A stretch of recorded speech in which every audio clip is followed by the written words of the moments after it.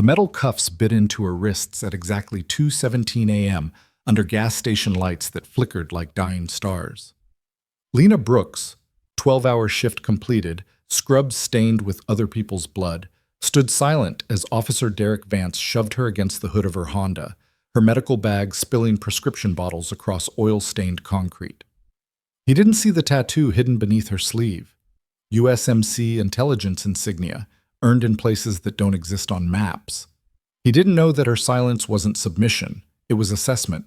And he certainly didn't know that one phone call would transform this routine abuse of power into a federal case that would dismantle his entire department before sunrise.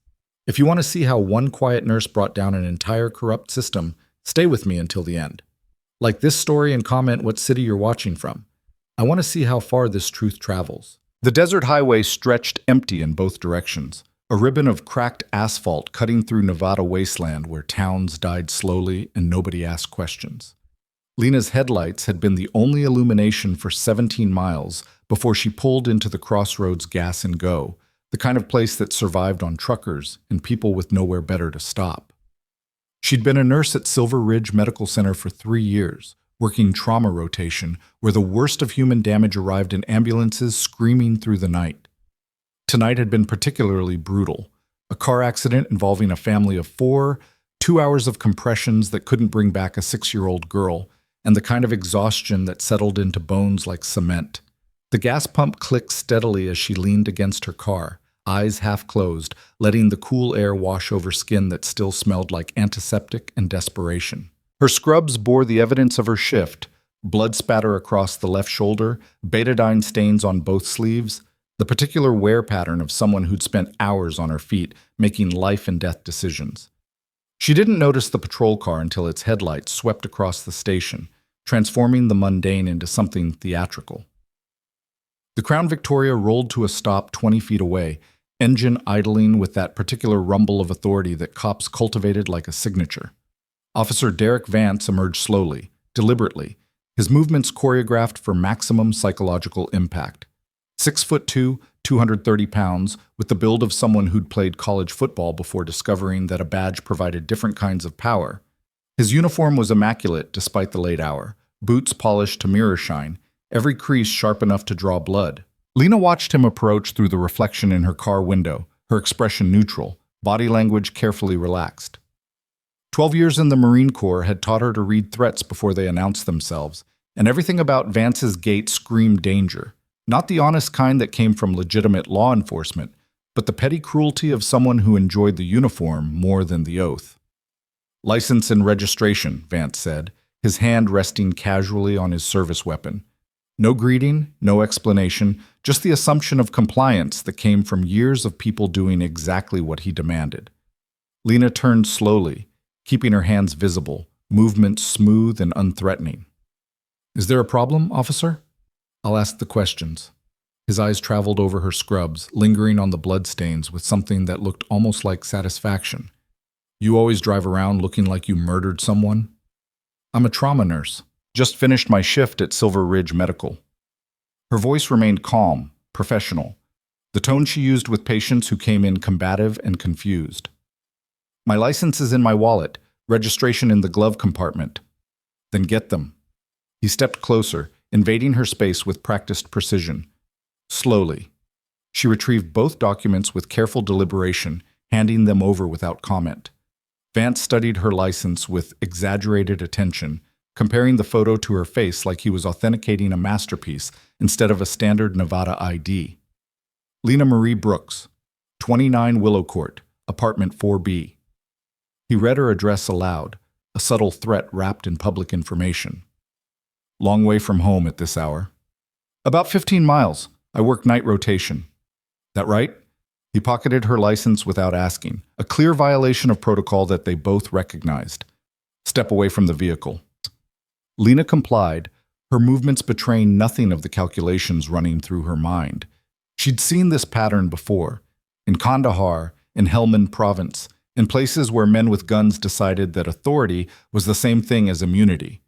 The uniform changed, the geography shifted, but the fundamental dynamic remained constant, power seeking validation through subjugation. Vance circled her car like a predator assessing prey, his flashlight beam cutting through the darkness with aggressive precision. He peered through windows, tested door handles, his search less about finding contraband than establishing dominance. "You seem nervous," he said, though Lena's breathing remained steady, her posture unchanged. "I'm not nervous. Everyone says that." He moved to her medical bag, still lying where it had fallen during her initial stop. "What's in here?" "Medical supplies. Prescription samples from the hospital pharmacy, properly logged and authorized." His boot nudged the bag, scattering bottles across the concrete. "That's so, because from where I'm standing, looks like you might be running a little side business. A lot of pills for someone just driving home from work." The accusation hung in the air, absurd and dangerous in equal measure. Lena recognized the setup. Create a pretext, manufacture probable cause, escalate until compliance or confrontation justified whatever came next. "Those medications are documented," she said evenly. "There's a hospital log sheet in the bag's front pocket. Every item is accounted for, prescribed by attending physicians, intended for patients transitioning to outpatient care." "You a doctor now?" Vance's smile didn't reach his eyes. "Because you're talking like you think you know better than me." "I'm explaining the facts." "Facts." He laughed, the sound harsh in the desert silence. "Here's a fact. You've got probable cause written all over you. Blood on your clothes, drugs in your possession, and an attitude problem that makes me think you're hiding something worse." The gas station clerk watched through bulletproof glass, his face carefully blank. This wasn't his first time witnessing Derek Vance's particular brand of law enforcement, and experience had taught him that intervention carried costs he couldn't afford. A semi-truck pulled into the station, its engine rumbling like distant thunder. The driver, a woman in her 50s with road-weary eyes, glanced at the scene, met Lena's gaze for a fraction of a second, then focused on her fuel pump with sudden, intense concentration. Whatever was happening here, it was none of her business, and survival meant keeping it that way. "Turn around," Vance ordered. "Hands behind your back." Lena's pulse remained steady, her breathing unchanged, but something shifted in her eyes, a calculation, a decision point, the moment where training overrode instinct. On what charge? Possession of controlled substances, obstruction of justice, resisting arrest if you keep asking questions. He pulled handcuffs from his belt with the fluid ease of long practice. "Your choice how difficult this gets." She turned slowly, offering her wrists. The metal cuffs snapped shut with mechanical precision, tight enough to demonstrate authority without quite crossing into actionable abuse. Vance had calibrated this routine over countless encounters, finding the exact pressure point where discomfort met compliance. "You know what I think?" He leaned close enough that she could smell coffee and wintergreen chewing tobacco. "I think you've been getting away with looking down on people like me your whole life. Pretty girl, respectable job, thinking you're better than the folks who actually keep this town safe." Lena said nothing, her silence more eloquent than any response. "That's what I thought." He pushed her toward his patrol car, hand heavy on her shoulder. "You people are all the same. Walk around like you own the world until someone reminds you how things really work." The semi-truck driver finished fueling and departed without a backward glance, her taillights disappearing into the darkness like witnesses to nothing at all. The clerk turned away, suddenly fascinated by inventory that definitely required his immediate attention. Vance opened the patrol car's back door, the interior smelling of industrial disinfectant and the accumulated misery of everyone who'd sat there before. "Watch your head," he said, not watching her head at all as he guided her inside with unnecessary force. The door slammed shut, transforming the world into something small and contained. Lena sat perfectly still, her wrists uncomfortable but not unbearable, her mind already moving through contingencies with the methodical precision of someone trained to operate under pressure. Through the patrol car's window, she watched Vance return to her Honda, pulling on latex gloves with theatrical slowness. He opened doors, rifled through the glove compartment, pulled floor mats up with the determined energy of someone who would keep searching until he found justification for what he'd already decided. Her medical bag received particular attention. Bottles examined one by one, labels photographed with his phone, the documentation she'd mentioned apparently invisible to his selective investigation. He pocketed 3 prescription bottles, Oxy, Vicodin, Ambien, all properly logged, all legally possessed, all about to become evidence of crimes that existed only in his narrative. 20 minutes passed. The desert night offered no comfort, temperature dropping as stars wheeled overhead in their ancient patterns. Lena controlled her breathing, slowing her heart rate through techniques learned in rooms where enemy interrogators had access to tools that made handcuffs seem gentle. Vance finally returned, sliding into the driver's seat with the satisfaction of someone who'd just won a game that only he knew he was playing. He twisted to face her through the metal cage separating front from back, his expression a mixture of triumph and contempt.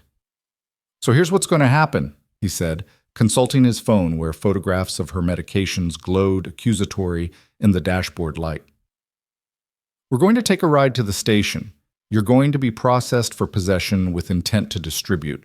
We're going to search your apartment. I've got a judge who signs warrants at any hour, and we're going to find out exactly what kind of operation you're running." "I'm not running anything. Those are hospital samples, properly documented." "Your documentation," he smiled, "against my word and photographic evidence of controlled substances in your possession. Who do you think they'll believe?" The question wasn't rhetorical. It was a thesis statement about power and credibility, about who got trusted and who got convicted, about systems that functioned exactly as designed for people who knew how to manipulate them. Lena met his eyes in the rearview mirror, her expression still neutral, still calm, still giving him nothing he could use. "I need to make a phone call." Vance laughed, genuine amusement coloring the sound. "You think this is TV? You think you get a lawyer right now?" "Here's how Nevada law works. You get processed first, photographed, fingerprinted, evaluated. Then, if you're cooperative and I'm feeling generous, maybe you get your phone call. Maybe. It's my legal right. Your rights are what I say they are at 2:30 in the morning on a deserted highway." He started the engine, the patrol car rumbling to life. "But you know what? I like you. You're polite, you're not crying or screaming, you're making this easy.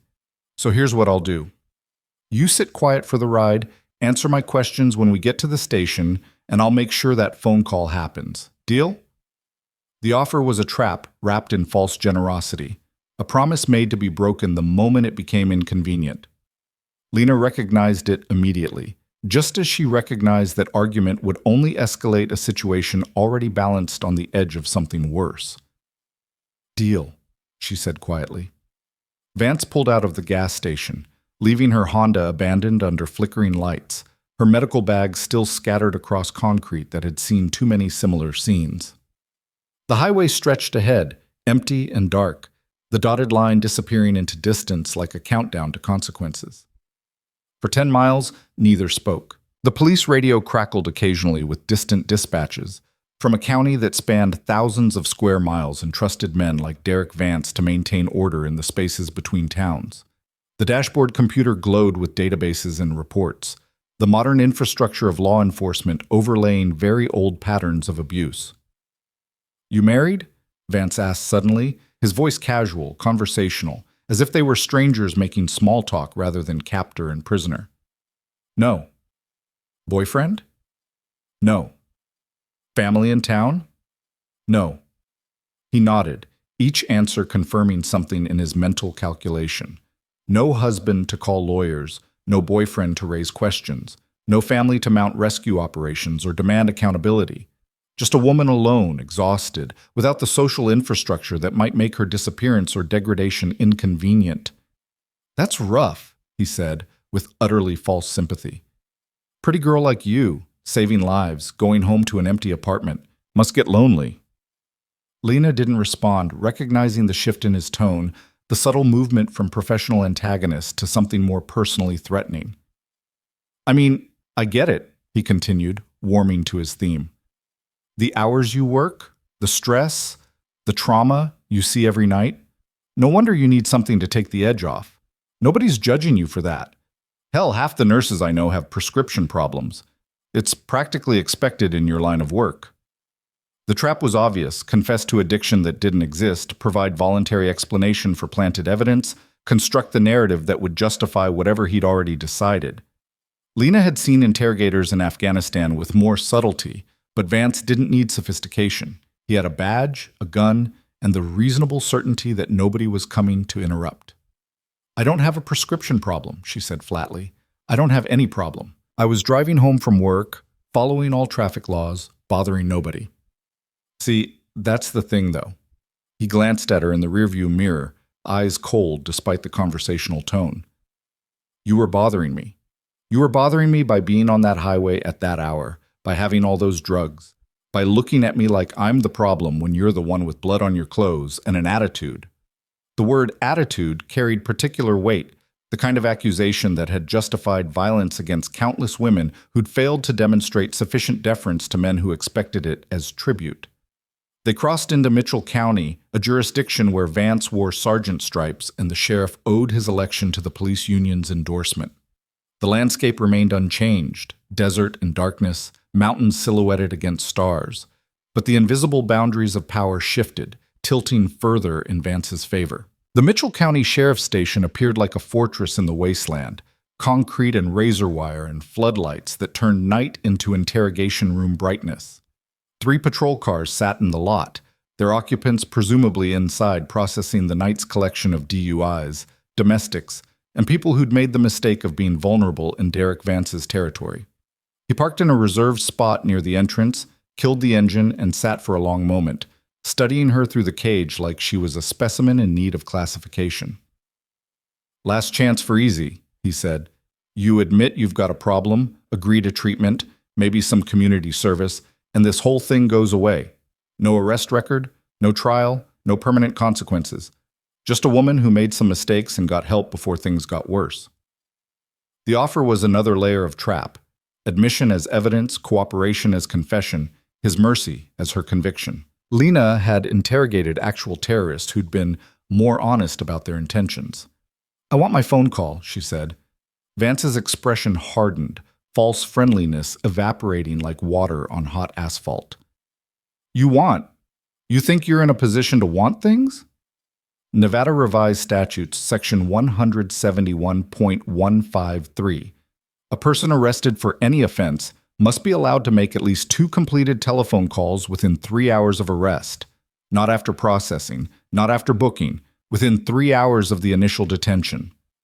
The recitation of actual law shifted something in the car's atmosphere, Vance's confidence flickering as he encountered resistance that came armed with specific legal knowledge rather than generic complaint. You a lawyer too? The question came edged with genuine irritation. I know my rights. Your rights. He opened his door, climbed out, slammed it hard enough to make the whole vehicle shudder. We'll see about your rights. He pulled her from the back seat without gentleness, his hand tight on her upper arm, guiding her toward the station entrance with the kind of casual force that left bruises without breaking skin. The handcuffs bit deeper as her weight shifted, metal edges finding nerve clusters that sent sharp signals up her arms. The station's interior smelled like every police facility in every country Lena had ever visited. Industrial cleaner failing to mask sweat, fear, and the particular staleness of institutions where ventilation was functional rather than comfortable. Fluorescent lights buzzed overhead, their frequency just wrong enough to induce headaches after extended exposure. A desk sergeant looked up from paperwork, registered Vance's entrance with professional disinterest, noted the cuffed woman in bloody scrubs with the kind of non-reaction that suggested this scene played out regularly enough to be routine. Got a live one, Derek? The sergeant's name tag read Morrison, and his tone suggested they'd shared many similar nights. Possession with intent.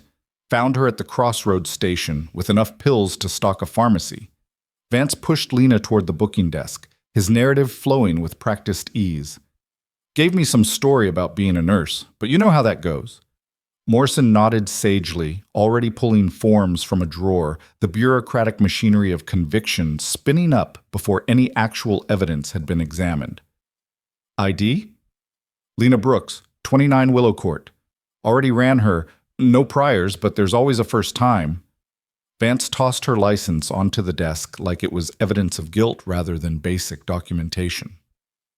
I need to make a phone call, Lena said, directing her words to Morrison rather than Vance, hoping that different personnel might mean different outcomes. Morrison glanced at Vance, a silent question passing between them. Vance shrugged, the gesture somehow conveying that he'd already offered this privilege and been rebuffed. that her current request was entitled rather than legally mandated.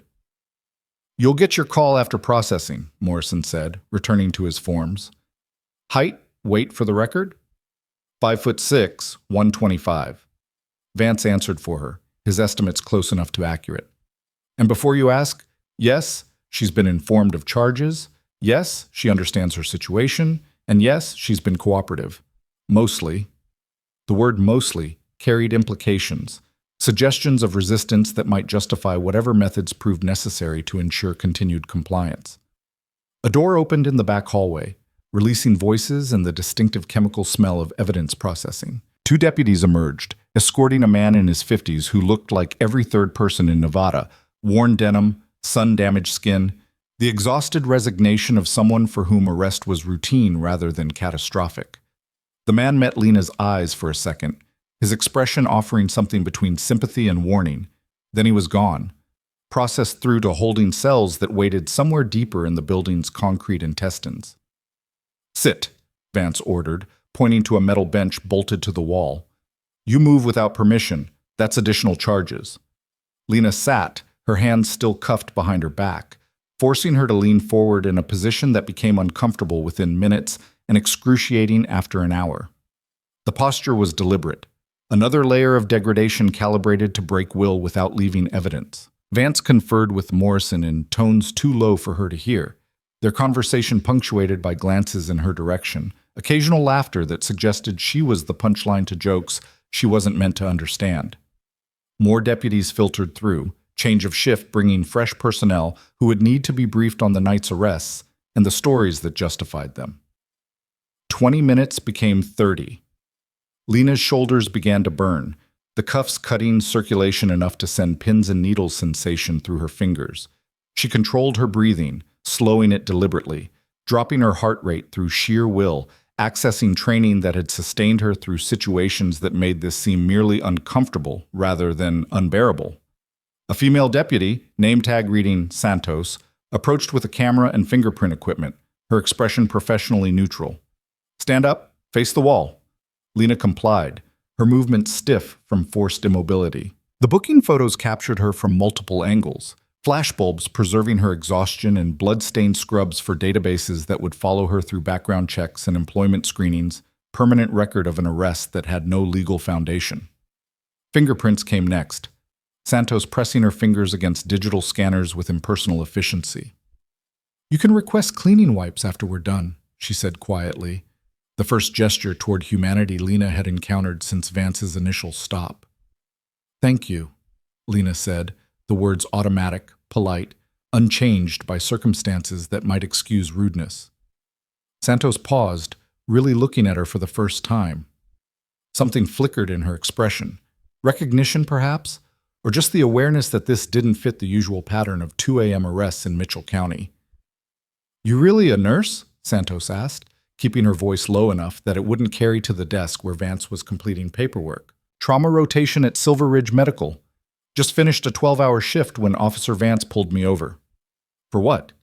"He hasn't said, but he's charging me with possession of prescription samples that are properly logged and legally distributed by the hospital pharmacy."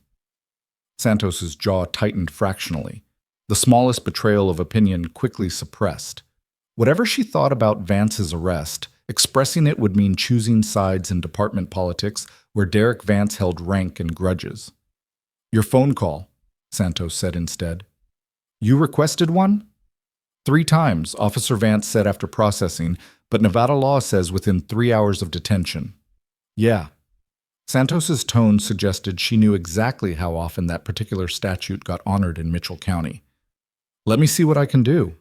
She walked to the desk, spoke quietly to Morrison, who glanced at Vance, who was suddenly very interested in the conversation. Their discussion involved gestures toward Lena, checking of watches, consultation of paperwork, the whole performance of men deciding whether to follow rules or convenience.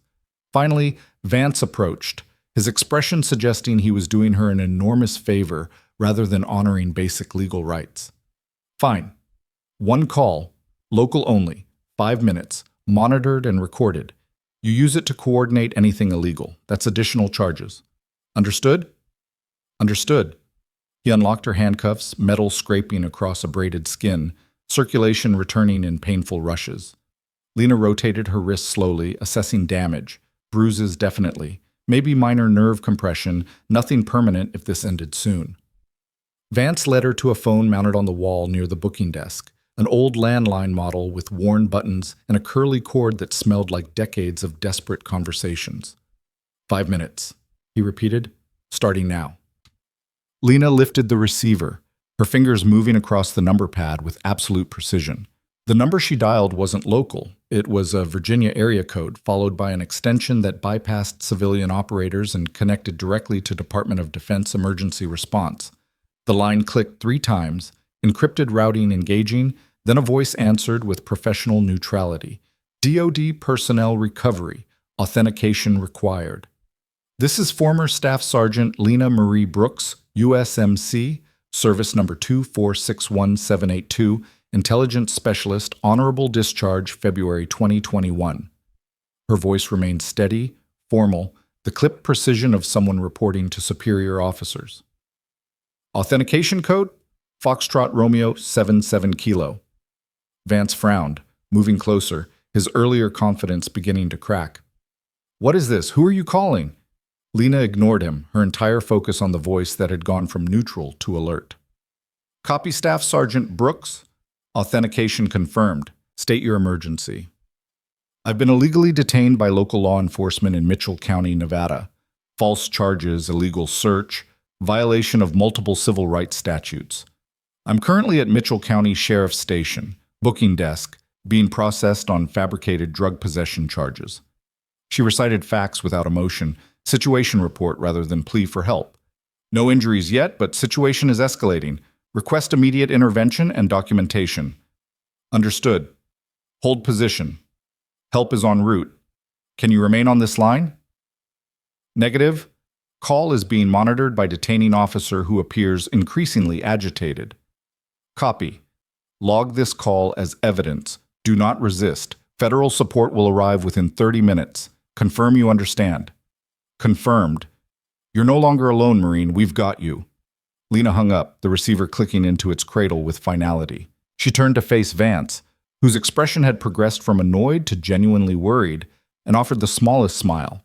Not friendly, not threatening, just the recognition of someone who just changed the game's entire rulebook. What the hell was that? Vance demanded. Who did you just call? The Pentagon, Lena said simply. And I think you should call your supervisor. The words hung in the fluorescent-lit air like a grenade with the pin pulled. Morrison's pen stopped mid-stroke. Santos froze halfway to the evidence locker. Even the drunken holding cell 3 went quiet, as if the entire building had collectively held its breath. Vance's face cycled through emotions too quickly to catalog. Confusion, disbelief, anger, and something that looked uncomfortably like fear. The Pentagon? You think this is funny? You think making prank calls to government offices is going to help your situation? I didn't call an office. I called the Department of Defense Personnel Recovery Division. They have my service record, my security clearance history, and as of 90 seconds ago, a recorded log of this illegal detention.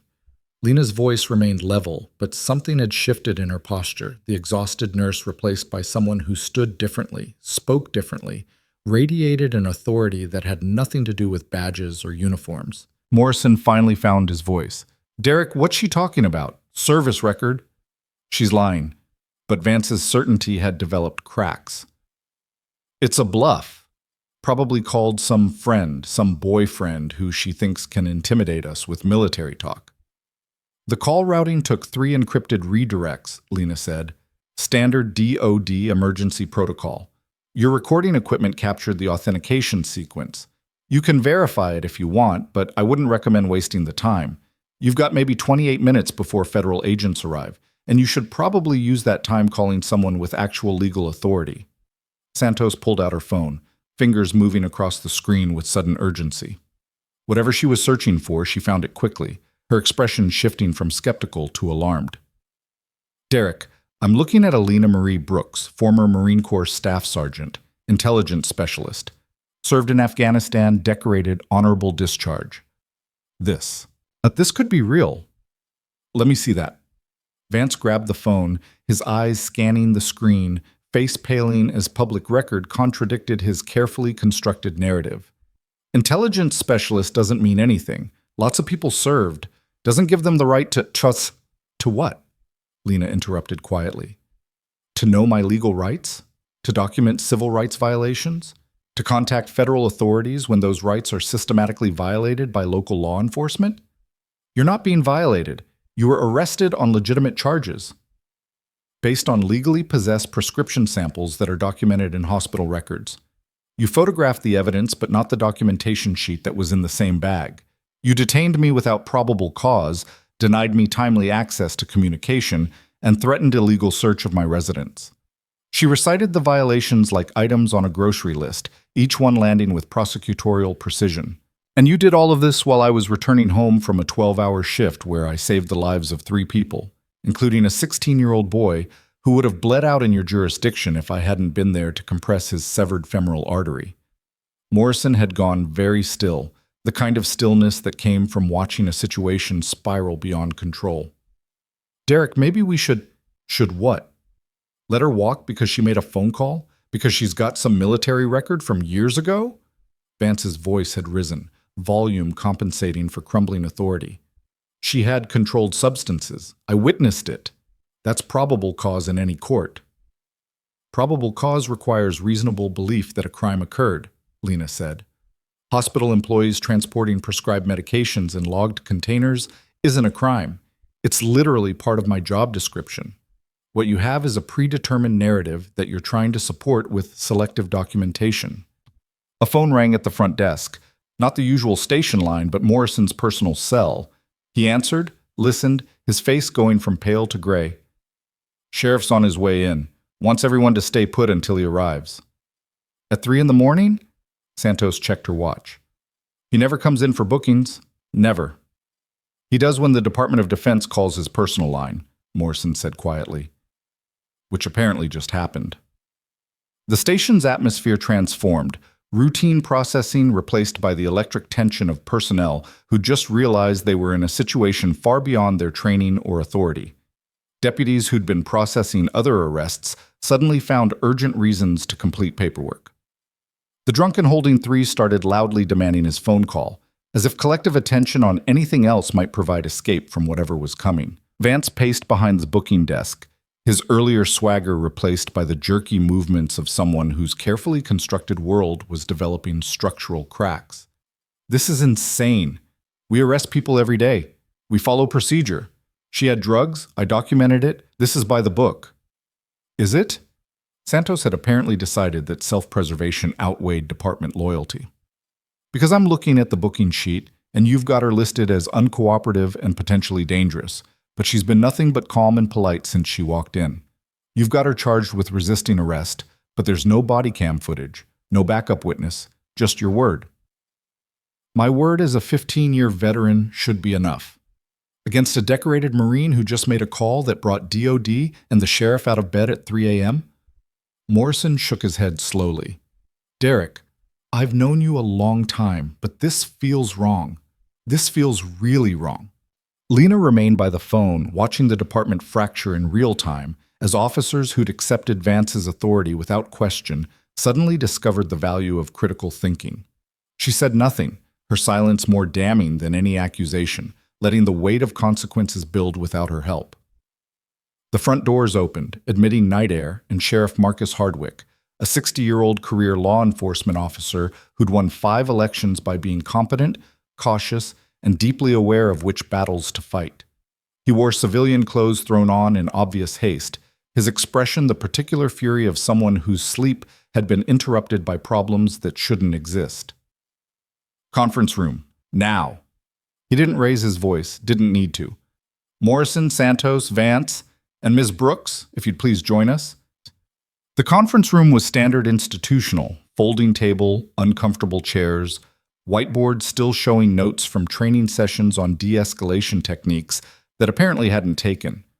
Hardwick closed the door, pointed everyone to seats, and remained standing himself, arms crossed, jaw tight.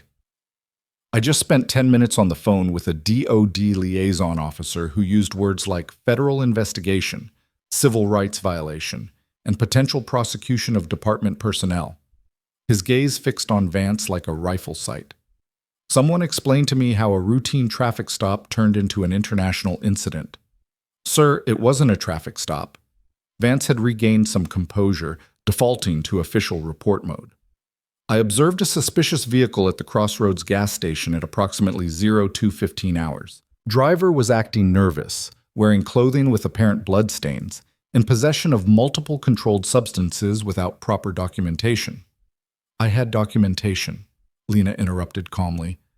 Hospital log sheet right in the front pocket of my medical bag where I told Officer Vance it would be. He photographed the medications but not the paperwork. Hardwick turned to her, his expression slightly less hostile. You're the former Staff Sergeant Brooks? Yes, sir. Intelligence specialist, served in Afghanistan, clearance level. The DOD officer wouldn't tell me your clearance level, which tells me it's high enough that he couldn't discuss it on an unsecured line. Hardwick pinched the bridge of his nose like he could physically compress the headache building behind his eyes. And you're currently employed as a trauma nurse at Silver Ridge Medical Center? That's correct. I finished my shift at 0200, stopped for gas on my way home, and was detained by Officer Vance without clear probable cause. She had drugs, Vance insisted. Oxy, Vicodin, Ambien, enough to treat acute pain in post-surgical patients transitioning to outpatient care, Lena finished, which is literally what those medications are prescribed for and why nurses transport them from hospital pharmacy to patient homes. It's not only legal, it's standard medical practice. Santos cleared her throat. Sir, if I may, I've seen these transport protocols before. My sister's a home health nurse. They carry samples all the time, always with documentation. If there was a log sheet and Derek didn't photograph it, then we've got a problem. Hardwick sat down heavily, suddenly looking every one of his 60 years. A serious problem, because if this is what it looks like, we've just handed DOD enough ammunition to audit every arrest this department has made in the last 5 years. The implications settled over the room like fallout. Morrison's hand shook slightly as he checked his watch. Santos stared at the table. Vance's jaw worked soundlessly, cycling through denials that wouldn't survive scrutiny. Ms. Brooks, Hardwick said quietly, I need you to be straight with me. Are you claiming that Officer Vance planted evidence or that he simply documented selectively? I'm claiming he arrested me without probable cause, denied me timely access to communication as guaranteed by state law, and is now attempting to justify that arrest with partial documentation that supports a predetermined narrative. Lena's voice remained professional, almost gentle, which somehow made the accusations more devastating. Whether that constitutes planting evidence or selective prosecution is a legal question above my expertise. But I can tell you that in 12 years of military service, I saw this exact pattern in places where rule of law was aspirational rather than functional. That's, Vance started. Shut up, Derek. Hardwick didn't even look at him. Ms. Brooks, what outcome are you looking for here? Because I'm going to be honest, DOD involvement means this is already beyond my control. But if there's a way to resolve this that doesn't end with federal investigators turning my department inside out, I'm listening. Lena considered the question, her expression thoughtful. I want my belongings returned, starting with my car and medical supplies. I want this arrest expunged from all records, including the fingerprints and photographs your department just took. I want written documentation that no charges will be filed and no further action will be taken. Done. What else? I want to know that I wasn't the first. She leaned forward slightly, her calm finally showing cracks of genuine anger. I want to know how many other women Officer Vance has stopped on empty highways at 2 a.m, how many other people he's arrested for possessing things that were completely legal, how many times this department has let it happen because it was easier than asking questions. The room went very quiet. Morrison found something fascinating about his fingernails. Santos's jaw tightened. Vance stared at the wall like he could will himself somewhere else. Hardwick closed his eyes briefly, and in that moment looked less like a sheriff than a man watching his career and reputation collapse in real time. There have been complaints, allegations, nothing that rose to the level of formal investigation. Because the people making complaints didn't have DOD on speed dial, Lena said. Because they were vulnerable, isolated, exactly the kind of targets Officer Vance felt safe abusing. That's not fair. Vance found his voice finally, desperation bleeding through. I've made hundreds of legitimate arrests, saved lives, protected this community for 15 years. And how many of those arrests followed this exact pattern? Lena's question hung unanswered. Late night, isolated location, someone alone and tired, charges that sounded plausible enough to justify detention, but never quite made it to trial? How many people paid fines, accepted plea deals, agreed to probation for crimes they didn't commit because fighting you seemed harder than just making it go away? Santos stood abruptly, walked to the corner of the room, her back to everyone. Her shoulders shook slightly. Anger or tears or both. Deputy Santos? Hardwick's voice had gone very soft, the tone of someone who already knew the answer but needed to hear it said aloud. My cousin, Santos said without turning around. 2 years ago. Derek pulled her over for a broken taillight that wasn't broken. Found an open container that she swears wasn't there. She paid the fine rather than fight because she couldn't afford a lawyer and couldn't risk losing her job if it went to trial.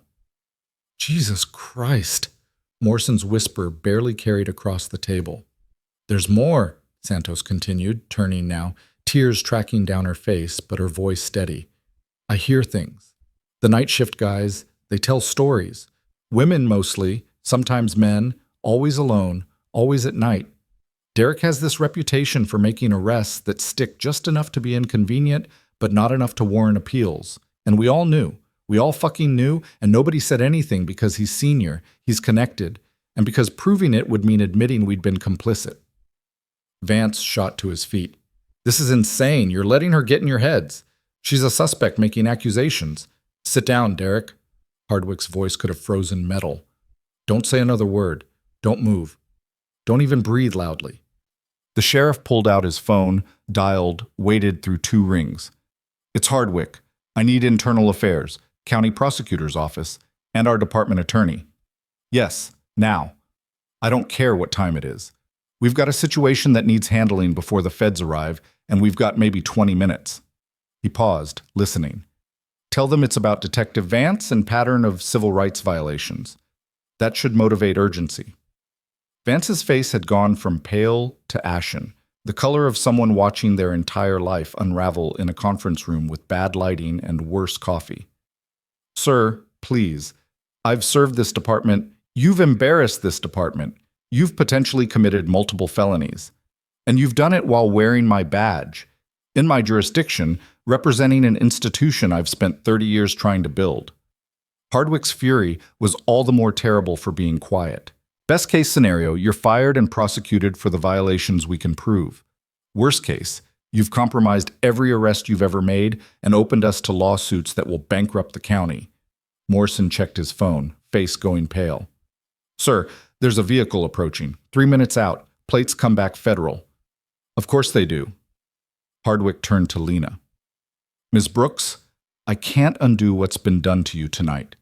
I can't repair your trust in law enforcement or compensate you for this violation. All I can do is promise that this gets investigated, documented, and prosecuted to the fullest extent possible. And I can ask, not demand, but ask, that when the federal agents arrive, you tell them we're cooperating fully. Lena studied him for a long moment, assessing sincerity versus self-preservation. Will you open the previous cases? Every arrest Vance has made in the last 5 years? Minimum? Yes. Will you reach out to the victims, offer them opportunity for appeals or expungement? Yes. Will you implement oversight protocols that prevent this from happening again? Already planning it. Hardwick's expression suggested he was calculating budgets and political fallout in real time. Body cameras, mandatory backup on isolated stops, civilian review board, whatever it takes. Then I'll tell them you're cooperating. Lena stood, her scrub still stained with blood from saving lives, while Vance had been planning to destroy hers. But I want that in writing, Sheriff, and I want updates, because if this turns into empty promises once the federal heat dies down, I guarantee you I know who to call. Understood. The front doors of the station opened, footsteps echoing down the hallway with military precision, Not the casual stride of local law enforcement, but the purposeful gait of people who'd flown across 3 states in the middle of the night. Because one of their own had triggered emergency protocols. Morrison appeared in the conference room doorway, his expression somewhere between awe and terror. "Sir, there are federal agents here, DOD credentials. They're asking for Staff Sergeant Brooks." "Send them in," Hardwick said, standing, straightening his hastily donned shirt like he could somehow create professional appearance through sheer will. 2 agents entered, a man in his 40s with the bearing of someone who'd spent decades in uniform before transitioning to civilian service, and a woman perhaps 10 years younger, both wearing dark suits and expressions that suggested they'd seen far worse situations than small-town sheriff's stations but were nonetheless unimpressed. "Sheriff Hardwick?" The male agent offered a badge and credentials. "Special Agent Marcus Chen, Department of Defense Criminal Investigation Division. This is Special Agent Sarah Reeves. We're here regarding Staff Sergeant Lena Brooks. She's here, she's safe, and we're cooperating fully with any investigation." Hardwick's words came quickly, the speech of someone trying to establish cooperation before accusations started flying. Chen's gaze moved past him, fixing on Lena with an expression that warmed fractionally. "Staff Sergeant Brooks, are you injured?" "Minor wrist abrasions from handcuffs. Nothing requiring medical attention." Lena's posture had shifted again, the casual confidence of someone who'd just been joined by overwhelming reinforcements. "Did they allow you your phone call within the legally required time frame?" "After significant delay and only following multiple requests." Reeves pulled out a tablet, fingers moving across the screen. "We've logged the call, documentation of delay, and audio recording of your authentication sequence. Do you wish to file formal complaint against the arresting officer and this department?" "I wish to file formal complaint against Officer Derek Vance specifically," Lena clarified. "Sheriff Hardwick has pledged full cooperation, internal investigation of Vance's previous arrests, and implementation of oversight protocols. I'd like that cooperation documented and verified, but I don't believe the entire department is complicit." Chen nodded approvingly, like she'd just passed a test. Measured response. "Good. We'll need your statement, medical documentation of any injuries, and copies of all arrest records, including photographs and fingerprints for potential expungement. Sheriff, can you provide those materials?" "Immediately." Hardwick gestured to Morrison. "Get everything, now." "What about Vance?" Santos spoke up, her voice still rough from earlier tears. "Does he just walk out of here?" "No." Reeves didn't look up from her tablet. "Based on Staff Sergeant Brooks's testimony and the pattern evidence you've just confirmed, we're recommending immediate suspension pending federal investigation. Civil rights violations, deprivation of rights under color of law, possible conspiracy if it turns out other department members actively facilitated his conduct." Vance had remained seated, statue still, his earlier bluster completely evaporated. When he finally spoke, his voice was barely audible. "I was doing my job, keeping people safe." "You were abusing your authority," Chen said flatly. "There's a difference, and you knew it. The question now is whether you cooperate with our investigation or whether we dig through every arrest report, every body cam, every interaction you've had for the last decade. Your choice." "I want a lawyer." "Smart." Reeves pulled out handcuffs, not local department issue, but federal restraints, built heavier and more secure. "Derek Vance, you're being detained for questioning regarding violations of Title 18, United States Code Sections 242 and 371. You have the right to remain silent." The Miranda warning filled the conference room as Reeves cuffed Vance with the kind of professional efficiency that came from doing this hundreds of times.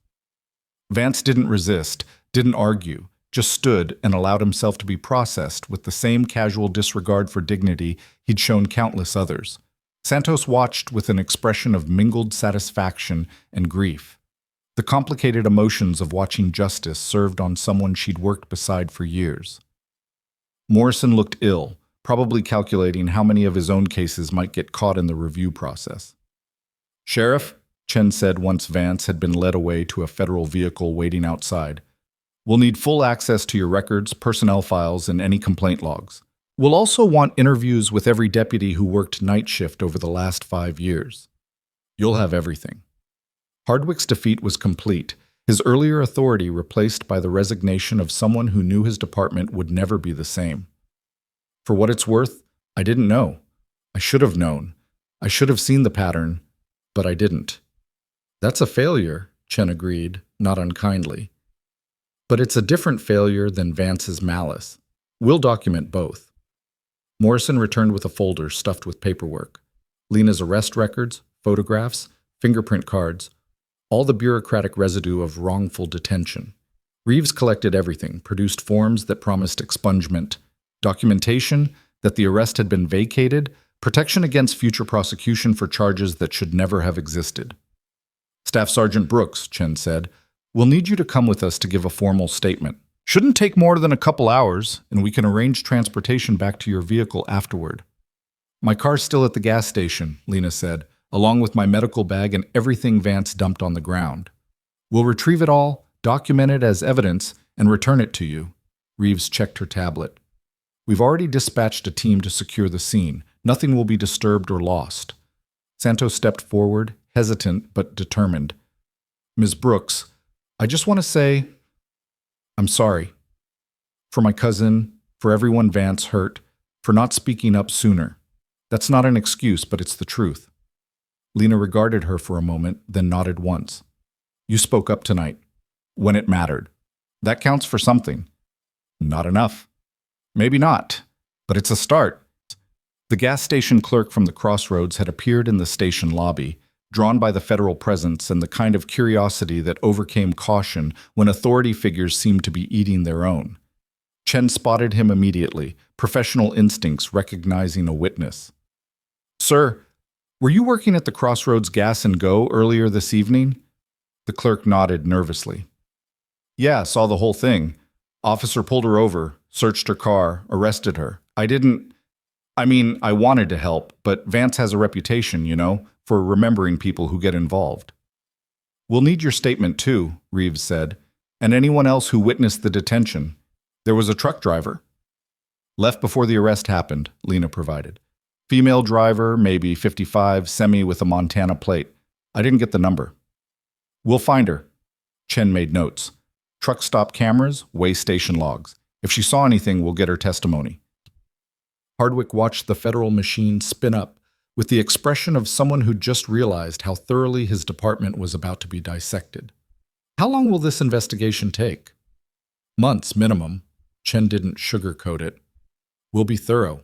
Every complaint, every arrest, every interaction.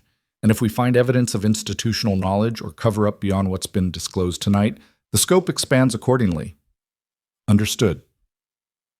Outside, dawn was beginning to threaten the eastern horizon, the desert sky lightening from black to deep purple. Lena stood in the station parking lot, federal agents flanking her like honor guard, watching as the sheriff's department that had degraded her hours earlier scrambled to cooperate with an investigation that would reshape it completely. Her phone, finally returned from evidence, buzzed with messages. Hospital administration, checking on her absence from upcoming shifts. Colleagues who'd heard through the night shift gossip network that something had happened. And one text from the Pentagon liaison officer who'd taken her emergency call. "Marine takes care of Marine, glad you're safe." She typed a brief response. "Semper Fi." Chen gestured to an unmarked sedan. "Ready to give that statement?" "Yes." Lena paused, looking back at the station where Vance's career and freedom were being systematically dismantled. "Can I ask you something?" "Of course." "How often does this work? Someone makes the call, federal help arrives, justice actually happens?" Chen's expression suggested he understood the real question, whether tonight was exception or pattern, whether the system worked or she'd just gotten lucky. "Honestly, not often enough. Most people don't have your training, don't know the protocols, don't have security clearances that trigger emergency response. Most people get processed, convicted, their lives permanently damaged, and nobody with real authority ever knows it happened. So I was lucky. You were trained. There's a difference." He opened the sedan door. "But yeah, you were also lucky. And now we're going to use your luck to help the people who weren't so fortunate." The federal building where they took her statement was 40 minutes away in Carson City, a concrete fortress that hummed with the kind of security that made military bases look casual. Lena spent 3 hours recounting every detail of her detention, from Vance's initial approach to the moment Chen and Reeves had walked into that conference room. 2 stenographers documented everything.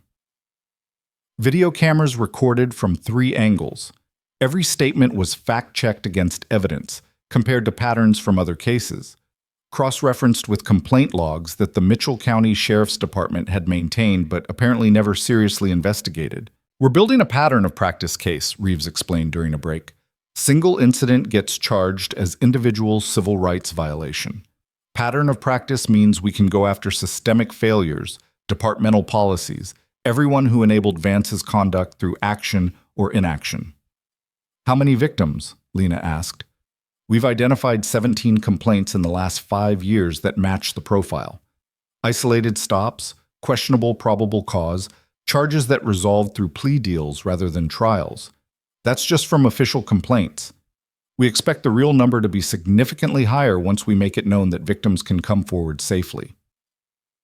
17 lives disrupted or destroyed because one man with a badge had enjoyed the power and nobody had stopped him. Lena felt fury building behind her professional calm, the kind of anger that had sustained her through firefights and loss, and situations where fury was the only appropriate response to injustice. "I want to help," she said, "however I can." "You already are." Reeves gestured to the documentation stacked on the table. "Your testimony is the cornerstone. Former military, current medical professional, impeccable record, and you documented everything with the kind of precision that makes prosecutors very happy. But if you're asking whether you can do more, yes. Victim advocacy, testimony in other cases if defendants choose to appeal based on Vance's pattern, maybe even consultation on training protocols for departments that want to do better." "I'll do all of it." Chen returned with coffee that tasted like institutional compromise, but contained enough caffeine to offset Lena's exhaustion. "Your car's been recovered, everything documented and photographed. Medical bag intact, all medications accounted for. We'll keep it as evidence for now, but you should have it back within a week. What about my shift tonight?" Lena checked her watch. Somehow it was already past noon, the sun high and harsh after a night that had lasted geological ages. "We've contacted Silver Ridge Medical Administration. Explained the situation in terms that don't violate ongoing investigation security. They're excusing your absence and providing victim support resources." Chen paused. "They also want to discuss having you train their staff on what to do if they're stopped by law enforcement while transporting medications. Apparently this isn't the first time it's been an issue, but you're the first person who knew how to escalate properly." More victims, more people who'd been stopped and questioned and potentially arrested for doing their jobs legally. The scope of Vance's damage kept expanding, each new revelation adding weight to crimes that were already unconscionable. By mid-afternoon, Lena's statement was complete, documented, and secured in databases that would follow the case through whatever prosecutions emerged. A federal agent drove her back to the Crossroads Gas and Go, where her Honda sat exactly as she'd left it, surrounded by evidence markers and crime scene tape that transformed a routine gas stop into something official. Her medical bag had been carefully repacked, medications logged and sealed, the documentation sheet that Vance had ignored now prominently displayed and photographed from multiple angles.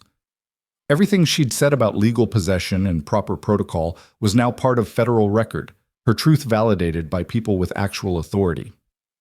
She sat in her car for a long moment, hands on the steering wheel, letting reality settle.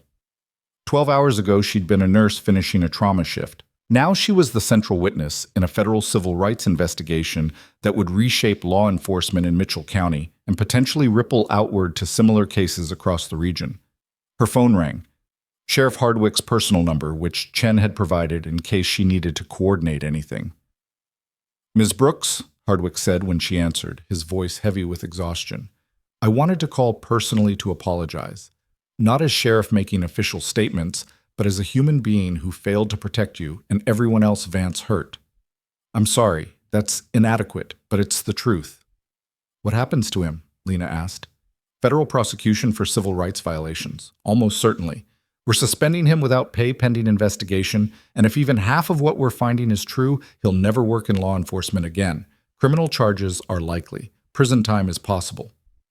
Hardwick paused. And we're reviewing every case, every arrest, reaching out to everyone who filed complaints. Some of those people will get justice years late, but they'll get it. That's something. It's not enough. It'll never be enough." His voice cracked slightly. "But it's what I can do, and I'm going to do it as thoroughly as possible. You have my word." Lena ended the call, started her car, and drove home through afternoon light that seemed surreal after the long darkness. Her apartment building looked exactly as she'd left it, ordinary, peaceful, unchanged by events that had transformed everything else. She showered, scrubbing away the smell of police stations and federal buildings and injustice, watching blood and exhaustion swirl down the drain. Her wrist showed bruising where the handcuffs had been, purple shadows that would fade but leave memory. Sleep should have come easily after 36 hours of consciousness, but her mind kept replaying details. Vance's sneer, Morrison's gradual realization, Santos's tears, Chen's professional competence, the machine of justice finally, belatedly engaging. Her phone buzzed with a text from an unknown number. "This is Deputy Santos. I know I have no right to ask, but if you need anything, testimony for other victims, someone to verify department patterns, anything, please call. I want to help fix this." Lena saved the number, typed a brief response. "Thank you. I'll be in touch." Another message, this one from the hospital director. "Take whatever time you need. Your job is secure, and we're implementing the protocols you recommended. Thank you for your service, both military and medical." The sun was setting again, another cycle complete when Lena finally slept. Her dreams were not gentle. They never were. Not after Afghanistan, not after years of trauma surgery, not after nights like this one. But they were at least her own, experienced in safety rather than handcuffs. She woke to news alerts that Mitchell County Sheriff's Department was under federal investigation, that a veteran officer had been suspended pending civil rights violation charges, that victims of questionable arrests were being encouraged to come forward. The story was local for now, but Chen had warned her it might go national depending on what the investigation uncovered. Her phone showed 47 missed messages, reporters requesting interviews, victim advocacy groups offering support, former military colleagues checking in, the Pentagon liaison confirming her security clearance remained intact and asking if she needed anything. And one message from a number with a Montana area code. "This is Sarah Chen, truck driver. Federal agent said you might remember me from gas station. I saw what happened. I'm sorry I didn't stop. I'll testify to whatever helps." Lena stared at that message for a long time, at the apology from a stranger who'd looked away because intervening had seemed dangerous. She understood it, had done similar calculations in war zones and hospitals, the math of survival versus heroism. But she also understood that systems of abuse depended on that calculation, on witnesses choosing safety over involvement. She typed carefully. "Thank you for coming forward now. Your testimony will help. No judgment for earlier. I understand the fear." The response came quickly. "You weren't afraid. I watched you stand there, calm as anything, like you knew help was coming. How did you know?" Lena considered her answer, thinking about training and clearances and the specific privileges that came from military service, from knowing exactly who to call when civilian systems failed. "I didn't know. I hoped. And I had resources most people don't have. That's what we're trying to fix." Her next shift at Silver Ridge Medical wasn't for 3 days, which gave her time to process, to meet with federal investigators, to begin planning how to transform personal injustice into systemic change. Chen had asked her to consult on training protocols, and she'd agreed immediately, already drafting ideas for how to teach medical professionals to document, report, and escalate when law enforcement overstepped. But first, she had one more call to make. She dialed the Pentagon liaison officer who'd taken her emergency call, waded through encrypted routing, and heard the same professional voice that had promised help in her worst moment. "Staff Sergeant Brooks. Status update? Safe. Statement given. Federal investigation ongoing." Lena paused. "I wanted to thank you for believing me, for acting immediately, for treating an emergency call like an actual emergency." "Marines take care of Marines," the officer said simply. "But I have to ask, did you ever doubt? When you made that call, standing in a sheriff's station in the middle of nowhere, did you think maybe the system wouldn't work?" "Honestly, yes. I thought maybe protocols had changed. Maybe my clearance had expired. Maybe I'd just end up in a cell making phone calls that went nowhere. She looked at the bruises on her wrists, already fading. But I also thought it was worth trying, because if the system worked even once, it might work for other people. And if it didn't work, at least I'd have tried everything before accepting defeat. That's the right attitude. And for the record, your call triggered the fastest emergency response we've processed in 6 months. You hit every protocol perfectly, authenticated immediately, gave precise location and threat assessment. We trained people for years to make calls that good under stress. 12 years of military service buys some useful skills. It does, but it also buys something else, credibility. When you called, we knew you weren't panicking or exaggerating. We knew if Staff Sergeant Lena Brooks said she was being illegally detained, that's exactly what was happening. That credibility saved hours of verification and got agents to your location fast enough to make a difference. After the call ended, Lena sat in her apartment as night fell again, thinking about credibility and privilege and the infrastructure of justice that worked sometimes, for some people, under specific circumstances. She thought about the 17 confirmed victims who hadn't had her training or clearances or knowledge, who'd accepted plea deals and paid fines and carried conviction records for crimes that existed only in Derek Vance's imagination. And she thought about the person she'd been 12 hours ago. Exhausted nurse, recent veteran, someone trying to build a civilian life after years of service, and the person she was now. Witness, advocate, catalyst for change she'd never sought but couldn't abandon. Her phone buzzed one more time. Federal Agent Chen. Press conference tomorrow, 2 p.m. We're announcing the investigation publicly and encouraging other victims to come forward.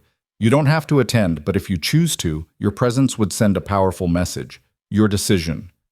Lena stared at the message, considering implications. Public meant exposure, meant reporters and cameras, and her face attached to a story that would follow her.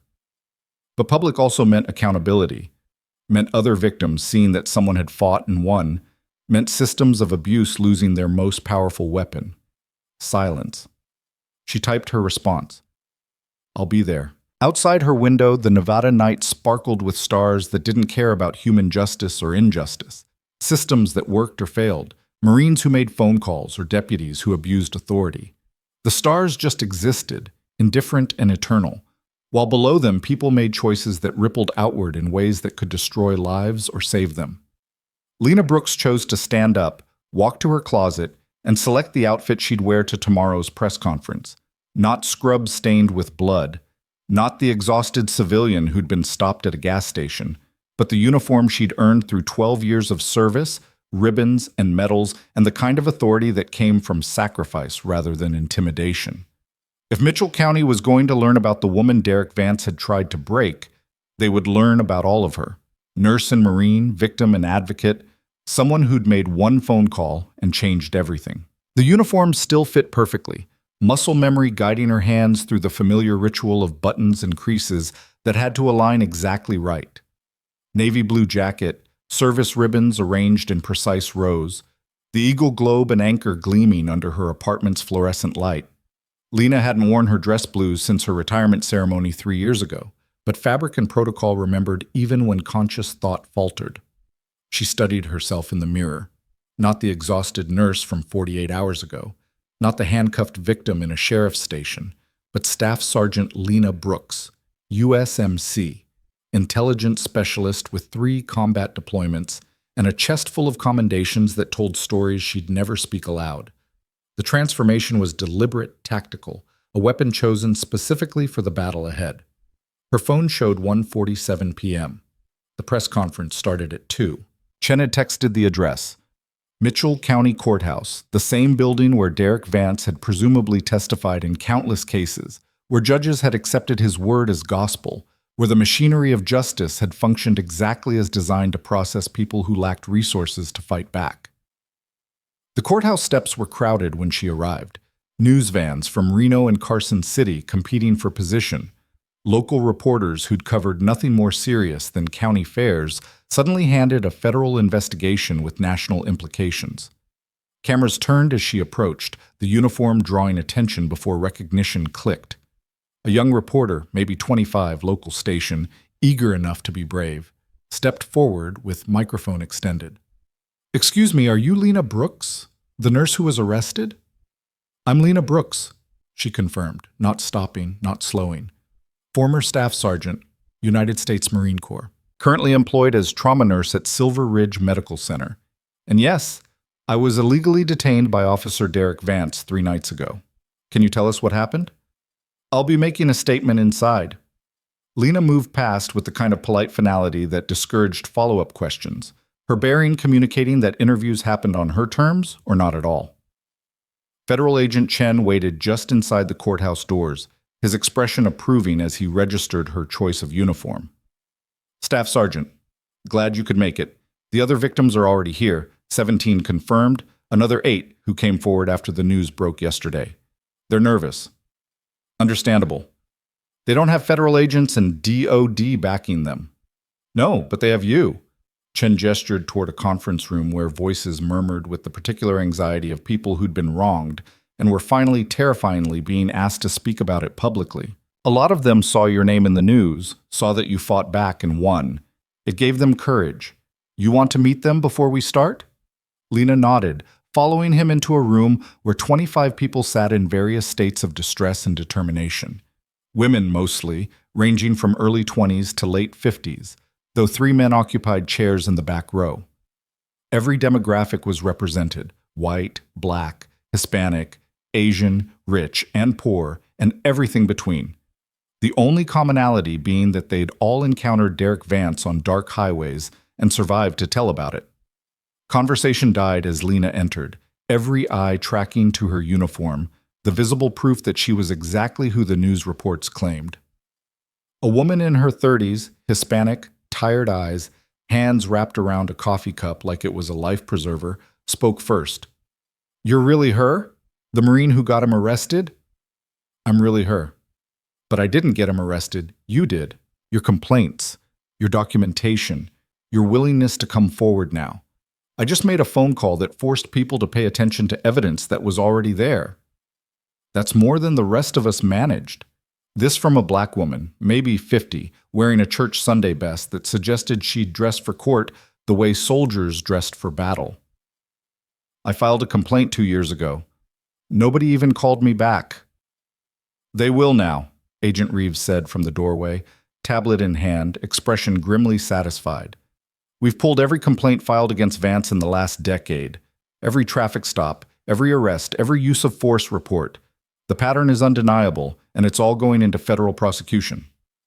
A young man, white, college age, nervous, raised his hand like he was still in classroom rather than conference room. What if we don't want to testify? I mean, I want him punished, but going public, your choice entirely, Chen assured him. Some cases will proceed based on documentation alone. But if you're willing to testify, it strengthens everything. It transforms statistics into human faces, pattern into personal harm. Will he go to prison? The question came from the woman who'd spoken first, her voice carrying the weight of someone who'd lived in fear of Vance's retaliation for months or years. If we do our jobs right, yes. Reeves didn't soften it, didn't offer false comfort. Civil rights violations under color of law carry federal sentences. He's looking at minimum 5 years, potentially 15 if we prove conspiracy or pattern of practice. And he'll never work in law enforcement again. The room absorbed this with mixed reactions: satisfaction, relief, residual fear that even prison wouldn't be enough to balance what he'd taken from them. Lena recognized the expressions from Afghanistan, from villages where justice arrived too late to undo damage, but early enough to prevent future harm. 2 minutes, an aide announced from the hallway. Press is assembled. Cameras are live.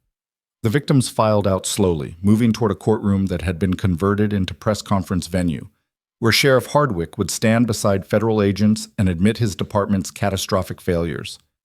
Lena waited until the room emptied before following, Chen falling into step beside her. You don't have to speak, he said quietly. Your presence is enough. The uniform, your record, the visual of a decorated veteran who was victimized by the system, that tells the story without words. I know, but I'm speaking anyway. The courtroom was packed beyond legal capacity, reporters and cameras and concerned citizens who'd followed the story from initial arrest through federal investigation. Judge's bench empty, witness stand cleared, the usual theater of justice replaced by podium and microphones that would carry words beyond Mitchell County, beyond Nevada, into national consciousness where police accountability was debated with religious fervor and zero consensus. Sheriff Hardwick stood at the podium looking like he'd aged a decade in 3 days. His uniform pressed, but his face haggard, the physical manifestation of an institution confronting its own rot. Beside him, Agent Chen and Agent Reeves represented federal authority with the kind of calm that came from handling worse scandals in bigger jurisdictions. "Thank you for coming," Hardwick began, his voice rough but steady. 3 days ago, a decorated military veteran and respected medical professional was illegally detained by a member of my department.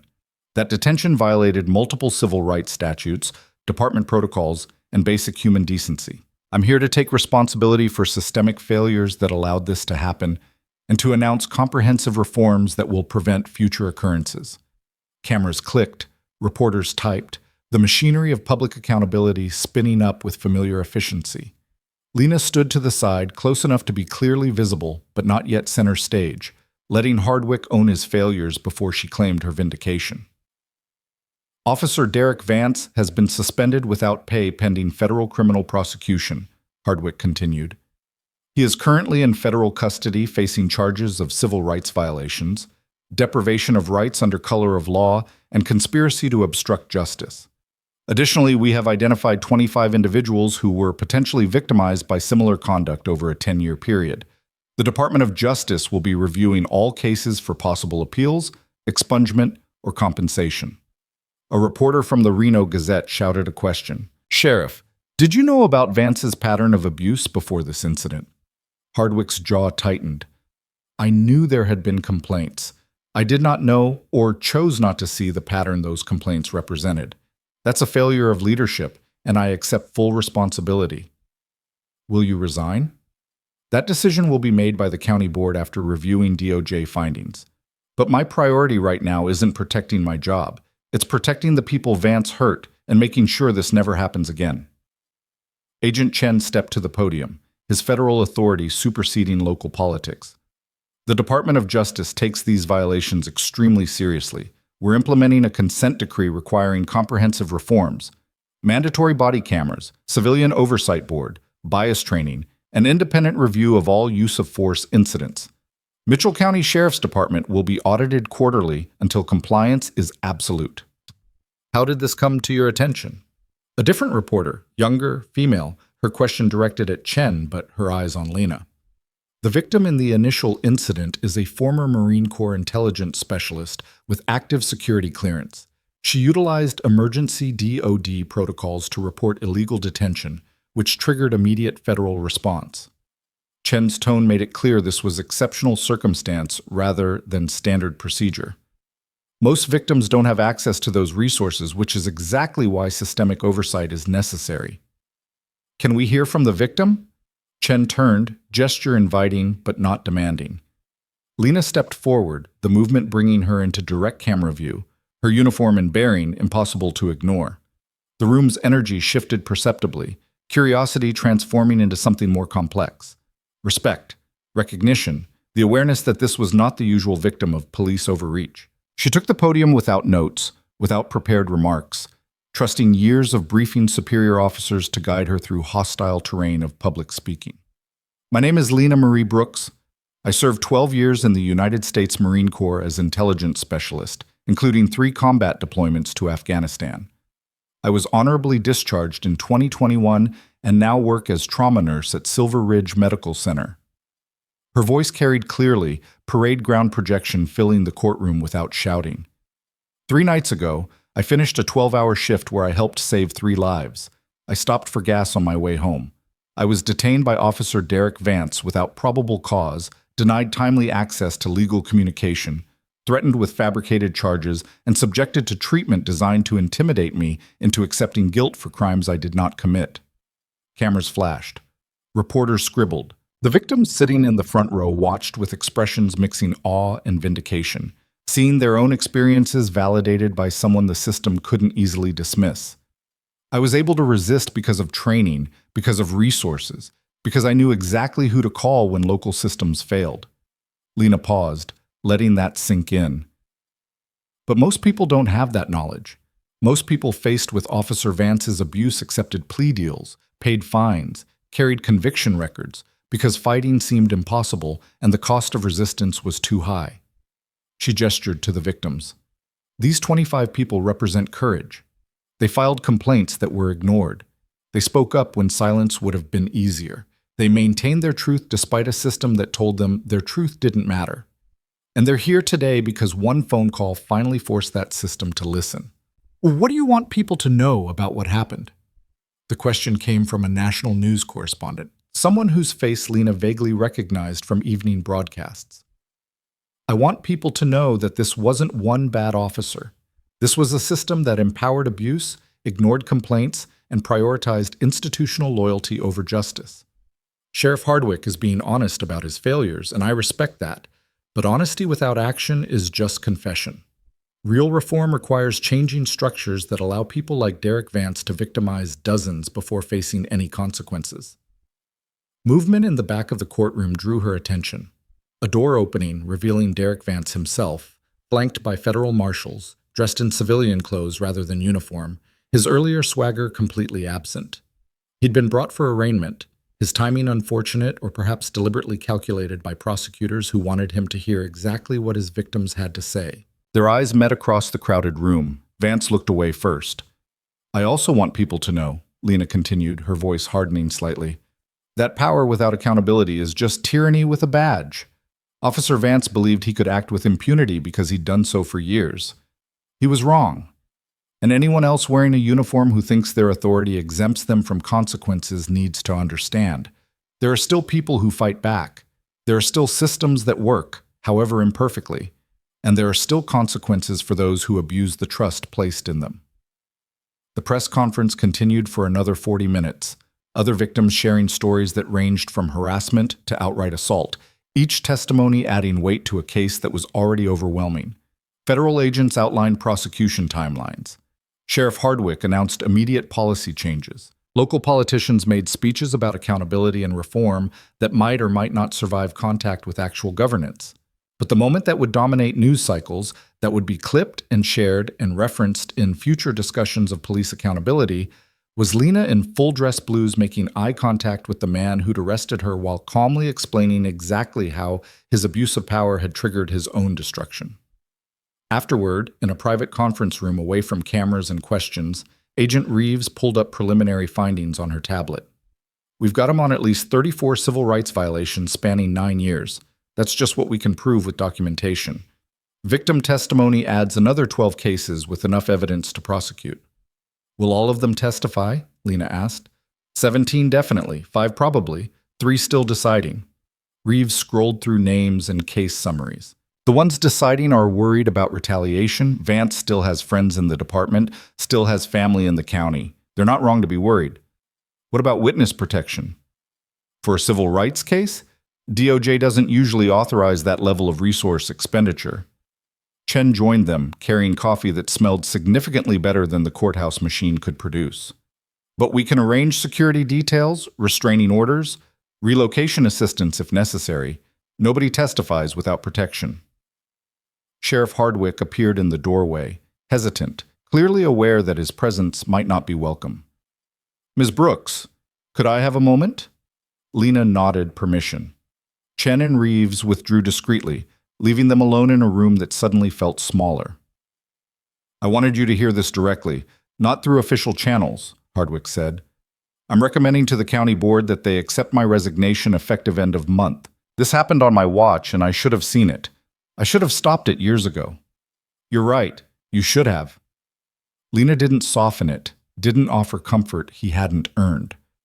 But resignation is easier than reform. You leave, someone new comes in. Maybe things change or maybe they don't. You staying and fixing this, that's harder. That requires accountability beyond the performative kind. Hardwick looked surprised, like he'd expected her to demand his resignation rather than challenge him to earn redemption. You want me to stay? I want the department fixed. If you can do that better than your replacement, then yes, stay. If you're just protecting your pension and hoping this blows over, then leave and let someone else try. She met his eyes steadily. But understand, I'll be watching. The victims will be watching. Federal oversight will be watching. And if reforms don't happen, if this becomes bureaucratic theater instead of real change, we will know and we will act. I understand. Do you? Because here's what real reform looks like. You fire every deputy who enabled Vance. You implement independent review of every complaint, not internal affairs investigating their own. You bring in community representatives who actually reflect Mitchell County's demographics, not just the people who vote in your elections. And you create whistleblower protections strong enough that deputies like Santos can speak up without destroying their careers. Hardwick pulled out a notepad, started writing. What else? Mandatory recording of all traffic stops, not just when convenient. Quarterly publication of stop data broken down by race, gender, time, location. Let community organizations analyze patterns you might miss or ignore. An external oversight with actual enforcement power, not advisory boards that make recommendations you can ignore. That's going to be expensive. The county board will fund it or face federal intervention, Agent Chen said from the doorway, having returned to check on the conversation. Sheriff, we're not suggesting reforms. We're mandating them as part of the consent decree. The only question is whether you implement them voluntarily or whether we impose them through court order. Hardwick nodded slowly, political calculation meeting legal reality. Then I'll implement them, and I'll stay long enough to see them working, to prove this wasn't just crisis management. After he left, Lena sank into a chair, adrenaline from the press conference finally catching up with exhaustion that 3 days of chaos hadn't fully processed. Chen sat across from her, expression shifting from federal agent to something more human. You did good out there, he said. Press is already running with it. Decorated veteran exposes police corruption. Federal investigation follows. This is going to have legs beyond Mitchell County. That's what worries me. Lena rubbed her temples where headache was building. I didn't want to be a story. I wanted to drive home from work, sleep in my own bed, maybe watch bad television before my next shift. You got Derek Vance instead. I got Derek Vance and 25 other victims, and a federal investigation and reporters who now have my name and face and service record. My quiet civilian life just got significantly less quiet. True. Chen didn't argue, didn't minimize. But you also got justice. For yourself and for people who'd given up on getting any. That counts for something. Lena's phone buzzed. Message from the hospital director requesting meeting to discuss her security and continued employment.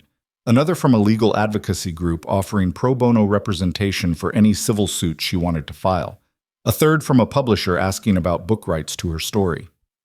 She silenced the phone without reading further. What happens next? She asked. Legally. Grand jury indictment probably within 2 weeks. Vance will be arraigned. Bail will be set high given flight risk and federal charges. Trial timeline depends on whether he pleads out or fights. My guess is plea. His lawyer will look at the evidence and recommend cutting losses. And if he doesn't plead, then we go to trial, which means you testify, other victims testify, and everything gets aired in public with even more media coverage than today. Chen's expression suggested he knew which outcome she'd prefer.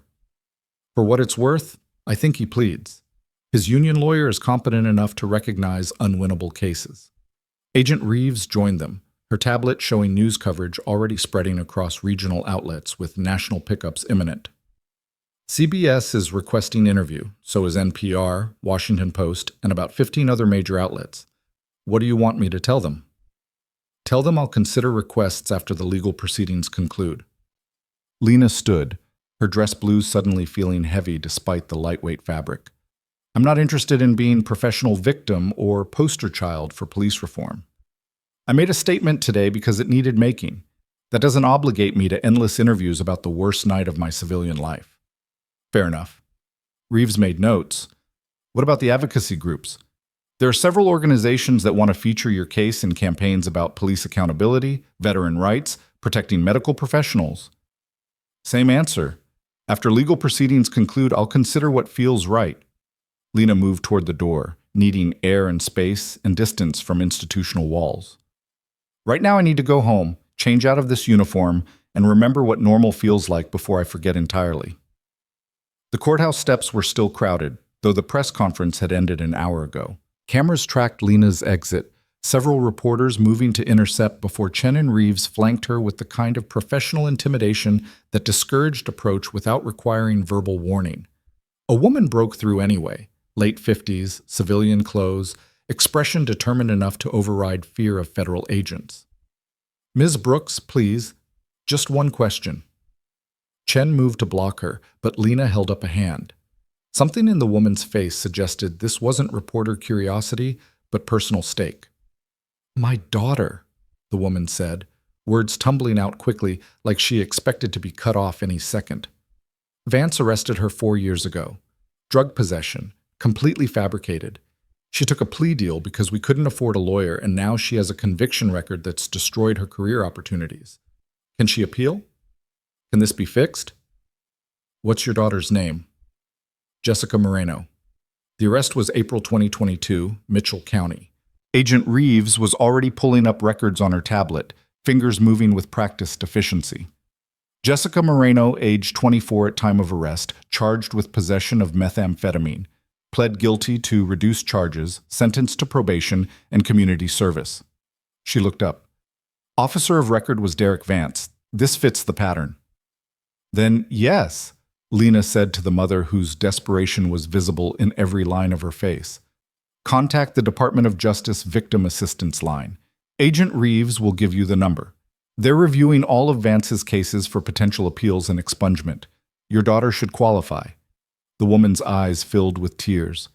"Thank you. God bless you. Thank you."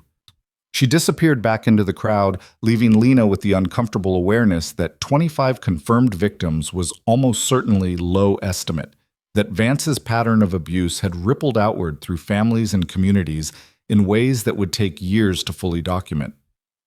"How many do you think there really are?" she asked Chen as they walked to her car. "Conservatively?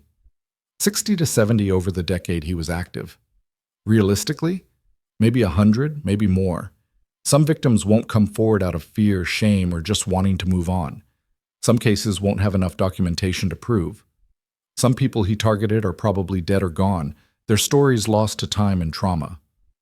And he would have kept going if I hadn't made that phone call. Yes, for another 10 years, 20, however long until retirement or death or someone else with resources finally stopped him."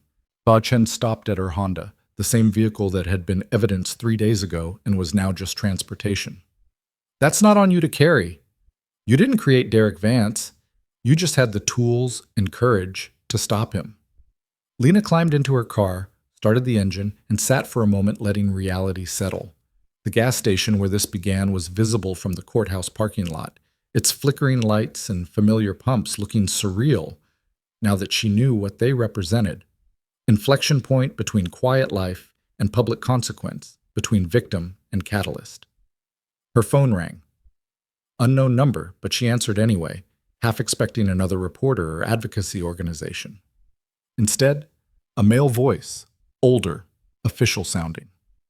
"Staff Sergeant Brooks, this is Colonel Marcus Webb, Marine Corps Veteran Affairs.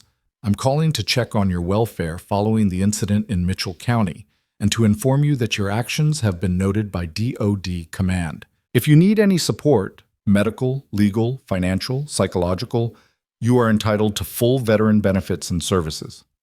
"Thank you, sir. I'm managing." "I'm sure you are. Marines generally do." A pause, then his tone shifted slightly, becoming less official and more personal. "Off the record, what you did, calling in when systems failed, standing up publicly, using your training to protect yourself and others, that's exactly what we hope every veteran carries into civilian life. You've made the Corps proud." The call ended before Lena could formulate response, leaving her staring at her phone and blinking against unexpected tears. She'd left active duty 3 years ago, had thought that chapter closed, identity shifted from Marine to nurse in the same way combat zones became hospital wards. But apparently some identities didn't close cleanly, some training stayed active regardless of discharge papers, and some communities remained family even in civilian clothes. She drove home through late afternoon traffic, the mundane flow of normal life continuing around her like nothing had changed. People going to jobs, picking up kids, running errands, existing in the comfortable assumption that law enforcement served rather than threatened them. For most of Mitchell County, Derek Vance's arrest was scandal and gossip, not personal trauma that would reshape their relationship with authority. Her apartment building looked exactly as she'd left it that morning. Ordinary, unremarkable, the kind of place where decorated veterans and trauma nurses lived quiet lives between shifts. Except now reporters knew her address, federal agents had her direct number, and her face was spreading across news outlets with headlines about corruption and accountability and decorated Marines who refused to be victims. Lena changed out of her dress blues carefully, hanging the uniform with the same precision she'd used putting it on, ritual bookending a day that had transformed her from private citizen to public figure. Her civilian clothes felt strange afterward, like costume rather than authentic expression, her identity caught between who she'd been and who circumstances were forcing her to become. She was staring into her refrigerator, contemplating whether exhaustion or hunger would win this round, when someone knocked on her door. She checked the peephole. Deputy Santos, out of uniform, looking nervous and determined in equal measure.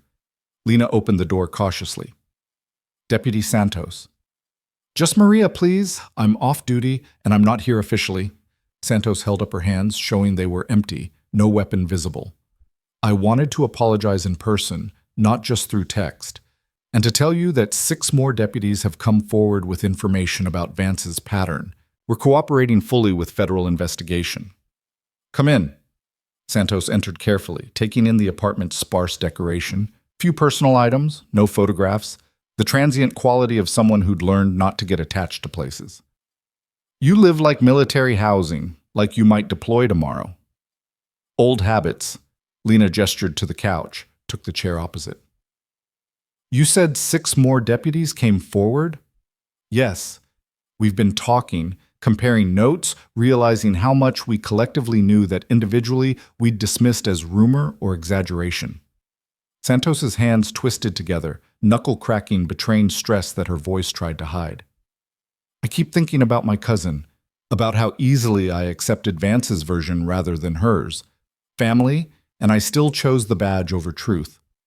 You're choosing differently now. 3 years late, after dozens of victims, after you had to make a federal case just to be believed." Santos looked up, meeting Lena's eyes directly. "I want to help fix this. Whatever that takes, testimony, documentation, working with Reform Committee. I owe you that much. I owe all the victims that much." "Then start by answering a question honestly," Lena said. "How many deputies knew, not suspected, not rumored, knew that Vance was abusing authority and did nothing?" Santos was quiet for a long moment. 10, maybe 12, out of a department of 35. A third of the force. Yes. Some actively helped, providing backup on suspicious stops, corroborating stories, discouraging complaints. Others just looked away, didn't ask questions they didn't want answered. She swallowed hard. "I was in the second group. Never helped directly, but never stopped it either. That makes me complicit." "It does," Lena agreed without softening. "But complicity has degrees. The question is what you do now, whether you protect the system or help dismantle its worst parts." "I want to help dismantle, even if it costs me my job. It might cost more than that. Deputies who participated actively will likely face charges. Those who enabled passively might avoid prosecution, but not consequences. Careers will end. Reputations will be destroyed. People you worked beside for years will hate you for speaking up." "I know." Santos's voice was steady despite the tears tracking down her face. "But I've spent 3 years hating myself for staying quiet, while my cousin paid for crimes she didn't commit. That's worse than any consequence the department can impose." Lena studied her, assessing sincerity versus performative guilt, parsing whether Santos represented genuine reform or political calculation. Finally, she pulled out her phone, found Agent Chen's number, and sent a brief text. "Deputy Maria Santos, ready to provide comprehensive testimony. Recommend full cooperation agreement and whistleblower protection." The response came within seconds. "Bring her in tomorrow, 9 a.m. We'll make it official." "You're going to testify," Lena said. "All of it. Everything you know, names and details, and the whole corrupt infrastructure. Agent Chen will protect you legally, but you need to understand, this will change your life permanently. My life needs changing. Santos stood, wiping her eyes, but not apologizing for the tears. Thank you for giving me a chance to get it right, even if it's years too late. After Santos left, Lena sat in the gathering darkness of her apartment, not bothering with lights, letting evening shadows fill spaces that felt too empty for the magnitude of everything happening. Her phone showed 47 new messages, more reporters, more advocacy groups, messages from former military colleagues who'd seen the news, texts from hospital coworkers offering support, and one message from a number she didn't recognize but that carried a Virginia area code. This is Colonel Webb again. Unofficial follow-up to earlier call. DoD is monitoring the Mitchell County situation closely. If you need anything, and I mean anything, you have resources available that go beyond standard veteran services. We take care of our own, especially when civilian systems fail them. Lena stared at that message, reading between its official language to the promise underneath, that she wasn't alone, that institutional power could be marshaled in her defense, that the same military infrastructure she'd served would protect her if necessary. It was simultaneously comforting and terrifying, reminder that she'd triggered mechanisms far larger than one corrupt cop or one small county. She finally turned on lights, microwaved food she barely tasted, and tried to pretend tonight was normal. But normal had died 3 nights ago in handcuffs at a gas station, and whatever emerged from federal investigation and prosecution and reform wouldn't resemble the quiet civilian life she'd built after Afghanistan. Her shift at Silver Ridge Medical started in 18 hours. She was supposed to return to trauma rotation like nothing had changed, to compress arteries and titrate medications and make split-second decisions while cameras clicked outside and reporters requested interviews, and her face appeared on evening news as symbol of something larger than herself. The hospital director's message was waiting in her email when she finally checked.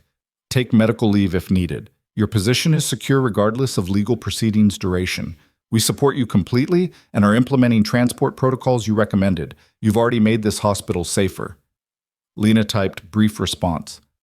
Thank you.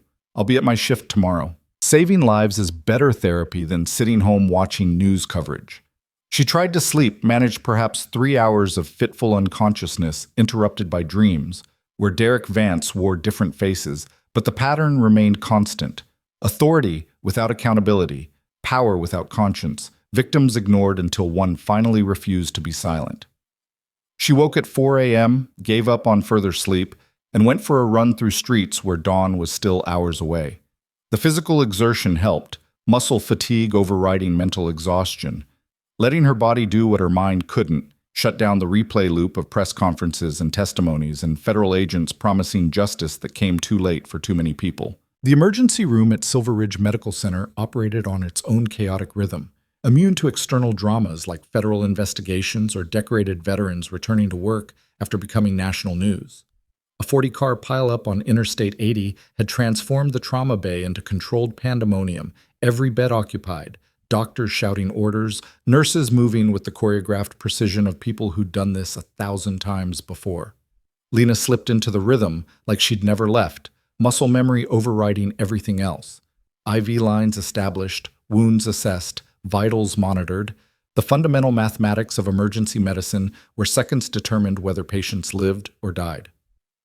A teenager with compound femur fracture, a trucker with internal bleeding, a mother shielding her daughter, both with lacerations but alive because one person had made the right choice in the wrong moment. Brooks, I need you on the GSW in Bay 4. Doctor. Sarah Martinez called over the organized chaos, not acknowledging the cameras visible through the ER's front windows or the reporters who'd tried to follow Lena inside before security intervened. Gunshot wound to the abdomen, pressures dropping, OR is backed up 30 minutes. Lena moved immediately, the patient's emergency overriding her own complications. The victim was male, early 20s, Hispanic, bleeding from a wound that had likely nicked his liver based on location and presentation. She applied pressure, established lines, started fluids while Martinez assessed damage with hands that had performed this evaluation too many times. We can't wait 30 minutes, Martinez said flatly. He'll exsanguinate before OR is available. Then we stabilize here, and transport to Carson City Medical. Lena was already calculating 40-minute drive, possible complications en route, but better odds than bleeding out waiting for available surgical suite. I can ride with him, maintain pressure, keep him viable until transfer. Do it. Martinez moved to the next crisis, trusting Lena's judgment the way combat medics trusted each other when choices meant life or death. The ambulance ride to Carson City gave Lena 40 minutes of focus that had nothing to do with press conferences or Derek Vance or federal investigations. Just a young man whose name was Eduardo, whose vitals kept threatening to crash, whose mother followed in a separate vehicle praying to saints that might or might not be listening, but definitely wouldn't help as much as Lena's hands maintaining pressure on wounds that wanted to kill him. She kept him alive. Barely, but barely was enough when the alternative was death notification and family members screaming questions that had no good answers. The Carson City surgical team took over with grateful efficiency, Eduardo's odds improving exponentially once he reached actual operating theater. Lena caught a ride back to Silver Ridge with a supply truck, using the time to finally check her phone, which had accumulated messages with the relentless intensity of an avalanche. Most were routine, reporters requesting interviews, advocacy groups offering platforms, the usual noise that accompanied unwanted visibility. But 3 messages demanded immediate attention. First, from Agent Chen. Grand jury returned indictment. Vance arraigned this morning, bail denied due to flight risk and evidence tampering concerns. He's in federal custody pending trial. Prosecution timeline accelerated. DOJ wants this resolved quickly and publicly. Second, from Sheriff Hardwick. Internal Affairs completed preliminary review. 12 deputies implicated in enabling Vance's conduct, 4 actively participated. Termination proceedings initiated. Criminal referrals filed. Reform implementation beginning immediately. You were right, staying and fixing this is harder than resigning. Third, from an unknown number with Mitchell County area code. This is Judge Patricia Morrison, 8th Judicial District. I presided over 17 cases involving Derek Vance's testimony. I'm reviewing all of them for potential judicial misconduct. I need to speak with you regarding patterns you may have observed. This is not optional. Lena read that last message 3 times, parsing implications. Judge Morrison, no relation to the desk sergeant, was requesting meeting not as courtesy but as legal requirement, which meant she'd found something in those 17 cases that demanded victim input. Something bad enough that a sitting judge was voluntarily opening herself to scrutiny and potential consequences. She texted back, "Available tomorrow between shifts, where and when?" The response came within minutes. "My chambers, 2 p.m. Come alone. Attorney not required, but permitted if you choose. This conversation stays confidential until I determine appropriate next steps." The supply truck dropped Lena at Silver Ridge just as the day shift was transitioning to night. The ER finally clearing after the pileups controlled chaos. Dr. Martinez found her in the locker room, exhaustion evident but satisfaction deeper. Eduardo's out of surgery, stable, prognosis good. Martinez sat heavily on the bench, scrubs showing the arterial spray pattern that came from emergency procedures. "You saved his life. His mother wanted me to tell you she's praying for you, which I know isn't your thing, but the sentiment's real. Tell her I'm glad Eduardo's alive and that prayer didn't hurt." Lena changed scrubs, the blood-stained set going into biohazard disposal. "How bad is it outside?" The reporters. "Hospital security has them corralled in the parking lot. They can't approach staff or patients per legal requirements, but they're persistent. Administration is fielding interview requests and will continue deflecting until you say otherwise." Martinez's expression shifted to something more personal. "For what it's worth, every doctor and nurse in this ER has your back. What Vance did was unconscionable, and watching you handle it with that much grace while still showing up for shifts and saving lives, that's impressive as hell. I'm just doing my job. You're doing everyone's job and somehow making it look easy." Martinez stood, stretching muscles that had been stressed past reasonable limits. "Take tomorrow off if you need it. The federal stuff, the judge meetings, the whole circus, that's a lot to handle while also trying to be a trauma nurse. Tomorrow I can handle. It's the weeks after that worry me." Lena pulled on clean scrubs, muscle memory making the routine automatic. "This isn't going away. The trial, the testimony, the reforms, it's going to be months of this, maybe years. Then we adjust. You work when you can, take time when you need it, and we cover the gaps because that's what teams do. Martinez headed for the door, paused. And Lena? What you did, making that phone call, standing up publicly. That doesn't just matter for Mitchell County. Every nurse who transports medications, every veteran who wonders if their service means anything, every person who's been abused by authority and told their truth doesn't matter, they're all watching. You're showing them that fighting back is possible. That matters more than you probably realize. After Martinez left, Lena sat in the empty locker room processing words that felt too heavy, responsibilities she'd never sought but couldn't abandon. Her phone buzzed. Message from Agent Reeves with attachment labeled Preliminary Case Summary, Confidential. She opened it despite the warning, scanning 50 pages of documentation that represented Derek Vance's complete destruction. 34 civil rights violations with documented evidence, 12 cases of evidence tampering, 8 instances of perjury in sworn testimony. Pattern of practice findings that implicated not just Vance, but the institutional structures that enabled him. And buried in the summary, a section that made Lena's blood run cold. Additional investigation revealed financial irregularities suggesting Vance received payments from 3 suspects in exchange for favorable testimony or evidence suppression. This elevates charges to include bribery, corruption, and conspiracy to obstruct justice. Federal prosecution now estimates maximum sentence of 25 years. Vance hadn't just been a bully with a badge. He'd been actively corrupt, selling his authority to the highest bidder while simultaneously brutalizing the most vulnerable. The scope of his criminality kept expanding, each new revelation adding layers to damage that would take years to fully comprehend. The next morning, Lena drove to the 8th Judicial District Courthouse, a different building from where the press conference had occurred. This one housing civil proceedings and judicial chambers where careers were made or destroyed through rulings that rarely made headlines. Judge Morrison's secretary escorted her through secured corridors to chambers that smelled like old books and furniture polish, where the trappings of authority created atmosphere of careful deliberation. Judge Patricia Morrison was 60-something, black, with the kind of face that suggested she'd been hearing lies from lawyers and cops for decades, and had developed sophisticated bullshit detection as survival mechanism. She stood when Lena entered, offering a handshake that was firm without being aggressive. Staff Sergeant Brooks, thank you for coming.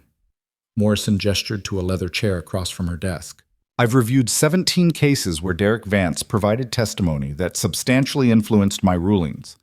Of those 17, 12 resulted in convictions based primarily or exclusively on his credibility as law enforcement officer. Lena sat, recognizing this wasn't conversation but confession, judge admitting she'd been deceived and was trying to determine how to address consequences. And now you know his credibility was fraudulent.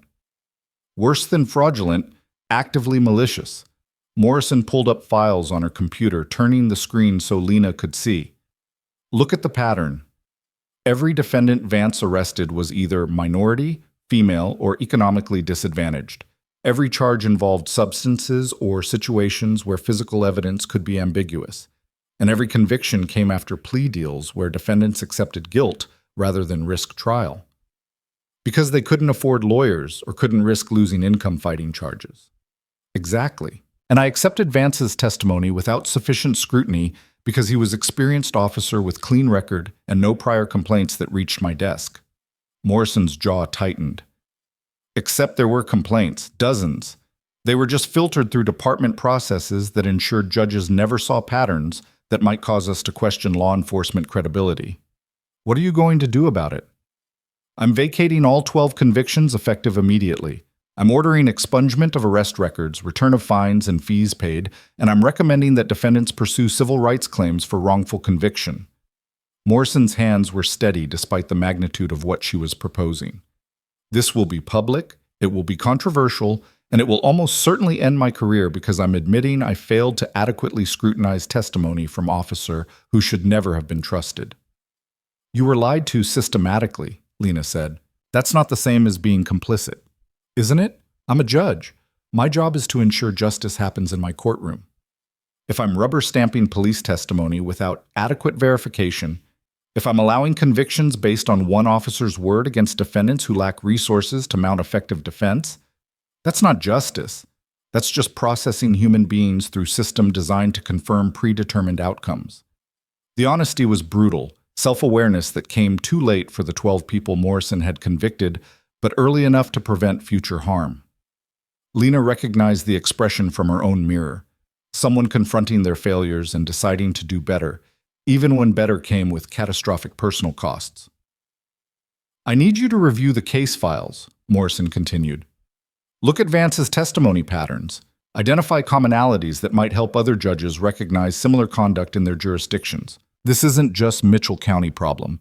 Officers like Vance exist everywhere, and if we can document how they operate, we can train judges to spot and stop them."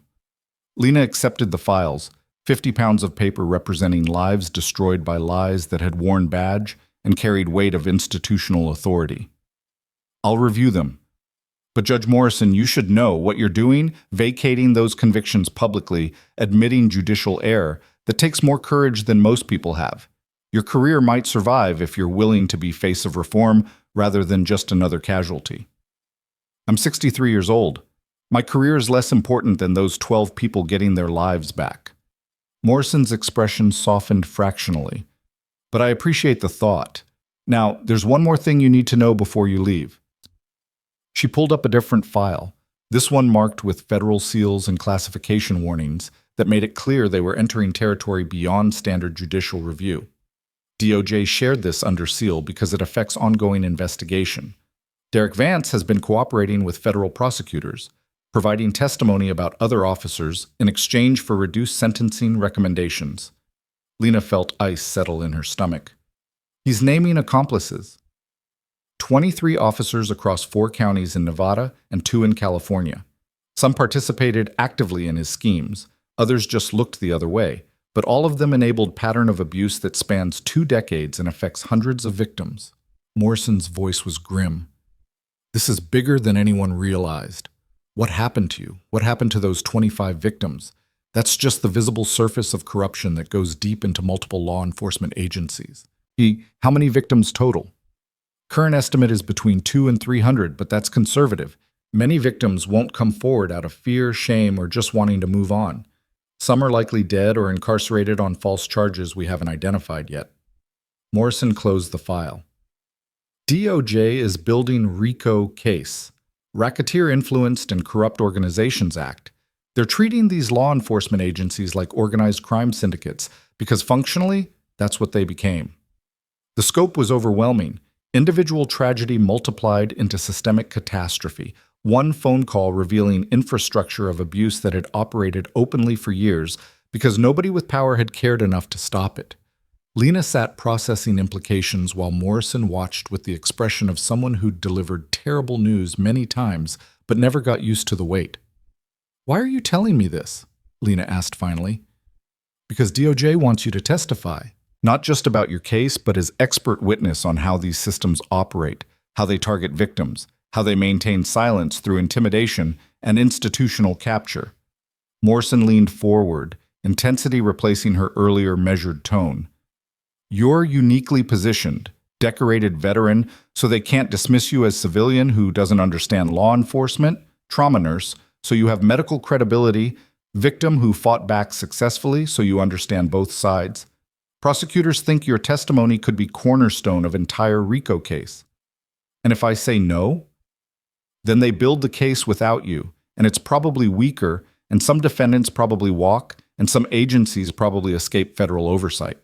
Morrison's honesty was relentless, but saying yes means months of depositions, testimony, media scrutiny. It means becoming public face of prosecution against dozens of cops who will fight back with everything they have. It means death threats, harassment, your life under microscope while defense attorneys try to destroy your credibility. So basically, what's already happening, just amplified. Essentially, yes. Lena stood, walked to Morrison's window overlooking the courthouse square where monuments to justice stood beside reminders that justice was aspiration rather than guarantee.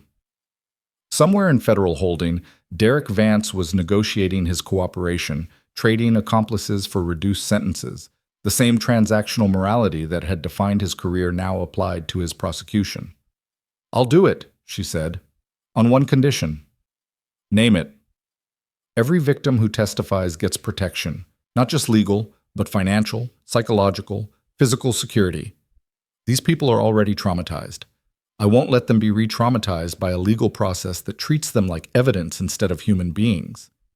Morrison smiled, the expression transforming her stern judicial face into something more human. DOJ has already agreed to comprehensive victim services.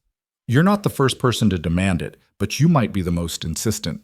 They're taking this seriously. They better be. Because if this turns into show trial that grinds up victims for political points without actually delivering justice, I will make it my personal mission to ensure everyone knows exactly how badly the system failed. Noted and recorded. Morrison extended her hand again, shake firmer this time. Welcome to the hardest thing you'll probably ever do, Staff Sergeant, but also potentially the most important. Lena left the courthouse through the back exit to avoid reporters who'd learned her schedule and staked out obvious locations. Her car was where she'd left it, undisturbed except for note tucked under the windshield wiper. Handwritten, unsigned, message brief and threatening. Should have kept your mouth shut. Marines die too. She photographed the note with her phone, texted the image to Agent Chen with caption, "Threat received. Courthouse parking lot, north section. Requesting security assessment and evidence collection." Chen's response was immediate. "Stay in public place. Agents en route. Do not touch the note further or drive the car until it's been cleared."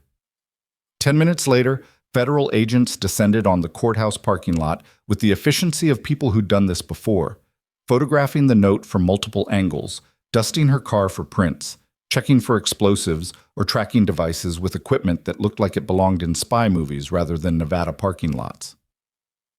Agent Reeves approached while her team worked, expression professionally neutral, but eyes showing concern that probably violated some federal regulation about emotional investment in cases. Notes being analyzed for prints and DNA, cars clean, no devices, no tampering. You're safe to drive, but we're recommending security detail. I don't want security following me around. I understand, but this threat is credible. Vance naming 23 accomplices means 23 people with everything to lose if RICO prosecution succeeds. Some of them will fight legally, some politically, and some, she gestured at the note, will consider extrajudicial options. So what? I get federal babysitters for the next year. More like federal neighbors who happen to be armed and trained in executive protection. Reeves softened slightly. Look, I get it. You're trained, you're capable, you've survived worse than some dirty cops with grudges, but you're also exhausted, working 12-hour trauma shifts, dealing with press attention, and now testifying in case that will make you target for organized criminal network masquerading as law enforcement. Let us help. Lena wanted to argue, wanted to insist she could handle her own security, but pragmatism overrode pride. She was one person, however well trained, against dozens of people who'd already demonstrated willingness to break every rule, including the ones about threatening federal witnesses. Fine, but they stay outside my apartment, don't interfere with my work, and don't follow me into the hospital or gym or grocery store unless there's active threat. Deal. Reeves made notes. We'll have rotating two-person teams, unmarked vehicles, minimal intrusion. You probably won't even notice them most of the time. I'll notice. Yeah, you probably will, but you'll also be alive to notice, which is the important part. The security detail started that evening. Unmarked sedan parking across from Lena's apartment building, two agents who introduced themselves as Roberts and Chen, no relation to the lead investigator, and then proceeded to become furniture, present but unobtrusive, there but not there. Lena tried to maintain normal routine, going for evening run while Roberts followed at discreet distance, cooking dinner while Chen verified building security, sleeping while they monitored access points and threat assessments. It should have felt suffocating, should have triggered her instinct for privacy and autonomy, but instead it felt oddly comforting, like having fire team watching her six during patrol through hostile territory. The next morning brought news that Derek Vance's cooperation had triggered arrest warrants for 12 officers across 3 states, dawn raids coordinated by FBI, to prevent evidence destruction or flight. The operation was public, deliberately so. Federal authorities sending message that law enforcement corruption would be prosecuted with the same aggressive tactics used against organized crime. 6 officers surrendered peacefully. 4 resisted, requiring tactical teams to extract them from homes where they'd fortified positions and prepared for confrontation. Two fled, triggering manhunts that would dominate regional news for days until they were caught trying to cross into Mexico with falsified documents and enough cash to suggest they'd been planning this contingency for years. Sheriff Hardwick called Lena directly, his voice showing strain of someone watching his professional world collapse in real time. 3 of the arrested officers worked for me. I hired them, I supervised them, I trusted them. How did I miss this? Because they were good at hiding it, Lena said, not offering false comfort. Because the system was designed to hide it. Because asking questions was harder than accepting surface appearances. That's not good enough. No, it's not. But it's true, and truth is what we're working with now. She paused, considering whether next words would help or harm. Sheriff, you're doing the right thing, staying, reforming, admitting failures publicly. That's harder than hiding, and it matters more than you probably realize. Tell that to the 3 officers I hired who are now in federal custody. I'd rather tell it to the victims who are getting justice because you chose accountability over covering your ass. Hardwick was quiet for a moment. Fair point. Thank you for that. The preliminary hearings began 2 weeks later, federal courthouse in Reno, transforming into theater where corruption was documented with the methodical precision that characterized DOJ prosecutions. Lena attended when her schedule allowed, watching as prosecutors built their case brick by brick, testimony by testimony, document by damning document. She watched Derek Vance take the stand in shackles, his earlier swagger completely absent, replaced by defeated cooperation of someone who'd calculated that betraying accomplices was better than dying in prison. He named names, provided details, corroborated evidence that prosecution had gathered independently, his testimony transforming from law enforcement officer to criminal informant with the ease of someone who'd always understood authority was just performance. Defense attorneys tried to shred him, attacking his credibility with the irony that he'd built career on being believable and was now being destroyed for admitting he'd lied about everything. But the documentary evidence supported his cooperation testimony, financial records, encrypted communications, body camera footage that officers thought had been deleted, but federal forensics had recovered. The case was airtight, overwhelming, the kind of prosecution that made defense attorneys recommend plea deals because trial would just mean longer sentences. Over 3 weeks, 16 of the 23 arrested officers accepted agreements, cooperating further, naming additional accomplices. The corruption unraveling like thread pulled from rotten fabric. The 7 who refused to plead went to trial, their lawyers arguing entrapment, selective prosecution, anything that might create reasonable doubt. Lena testified in 4 of those trials, her composed recitation of facts and timeline destroying defense narratives that required her to be confused or malicious or anything other than competent veteran who documented everything with precision that made cross-examination futile. Defense attorneys tried anyway, attacking her military service, her decision to call DOD rather than local lawyers, her refusal to accept plea deal she'd never been legitimately offered. But every attack just reinforced prosecution's narrative that she'd been victimized by officers who assumed she'd be too intimidated or too isolated to fight back, and that their miscalculation had triggered their own destruction. Guilty verdicts came quickly, juries deliberating hours rather than days, decisions unanimous, sentences harsh enough to send message that law enforcement corruption would be punished with the same severity as any other organized crime.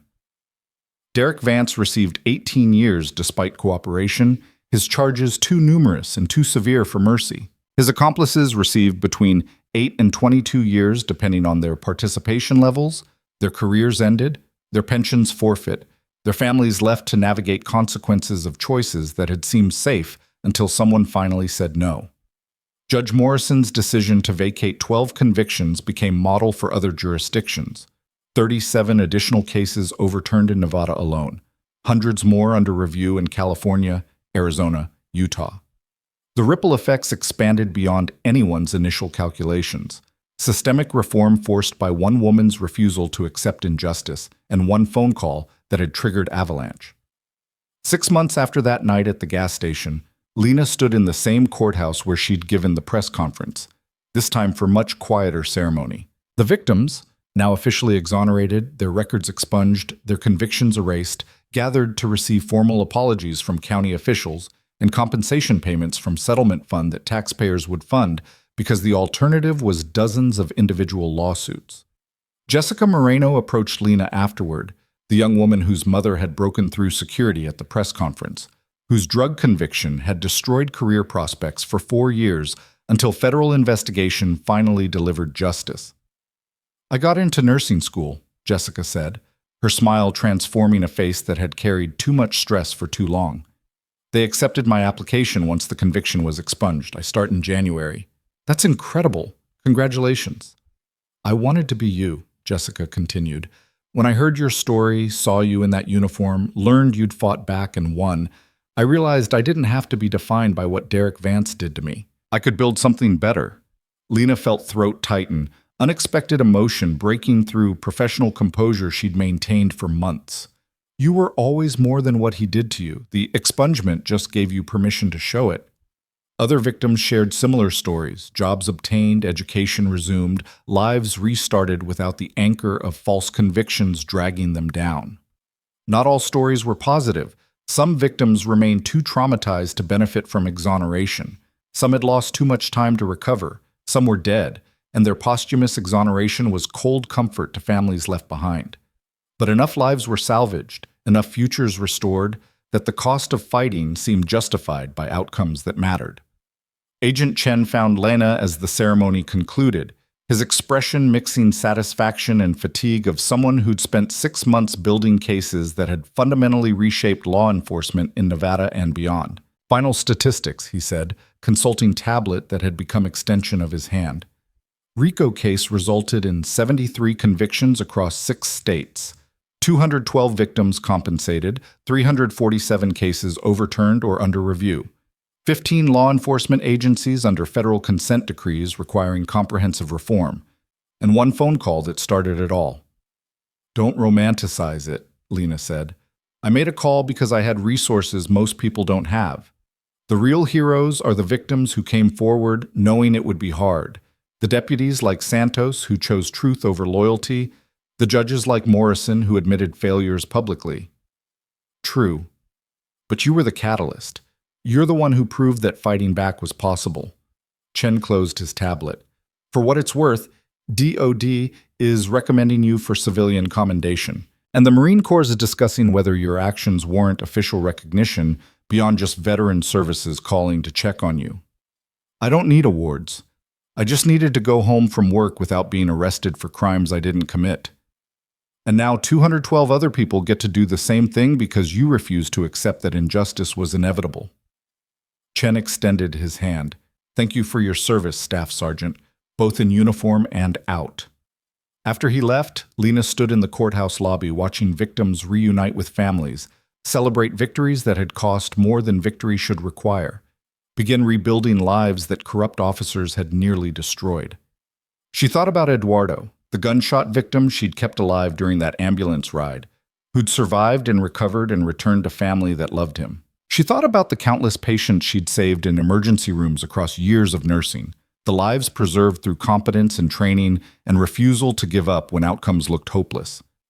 And she thought about Derek Vance sitting in federal prison where he'd spend the next 18 years contemplating how one night's miscalculation had destroyed everything he'd built on foundation of lies and intimidation. Her phone buzzed. Message from hospital director. "Major trauma incoming, mass casualty event, all available personnel report immediately." Lena was moving before conscious thought engaged, training overriding everything else, because this was who she was beneath the uniform, and the testimony, and the public recognition. She was a nurse who saved lives, veteran who protected people, someone who showed up when crisis demanded and did the work that mattered regardless of personal cost. The reporters waiting outside the courthouse tried to intercept her. Questions shouted about final verdicts and her reaction and what came next. She ignored them all, climbing into her car where federal security detail was already coordinating with hospital security to ensure safe passage. "Major trauma," she told Roberts, who was driving today. "Silver Ridge Medical, multiple victims." "We're on it." Roberts activated lights and sirens that unmarked vehicle technically shouldn't have, federal authority overriding normal protocols when emergency demanded. ETA 7 minutes. Lena used the time to change mentally from victim advocate to trauma nurse, compartmentalizing the morning ceremony and returning to headspace where medical decisions happen in seconds, and hesitation meant death. By the time they reached the hospital, she was already assessing likely injuries based on dispatch information. Factory explosion.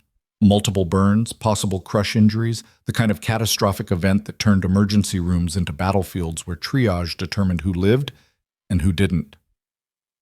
She emerged from the car already moving, federal security dropping back as hospital security took over, her scrubs replacing the civilian clothes she'd worn to the ceremony, her identity shifting again from public figure to medical professional whose job was saving lives while others worried about everything else.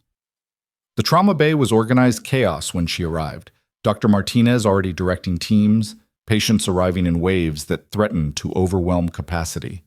Lena found her assignment, 35-year-old male, second-degree burns across 40% of body surface, airway potentially compromised by smoke inhalation, vitals unstable and threatening to crash. She stabilized him through training and instinct, establishing airways and lines and medications that bought time for surgeons to arrive and take over definitive care.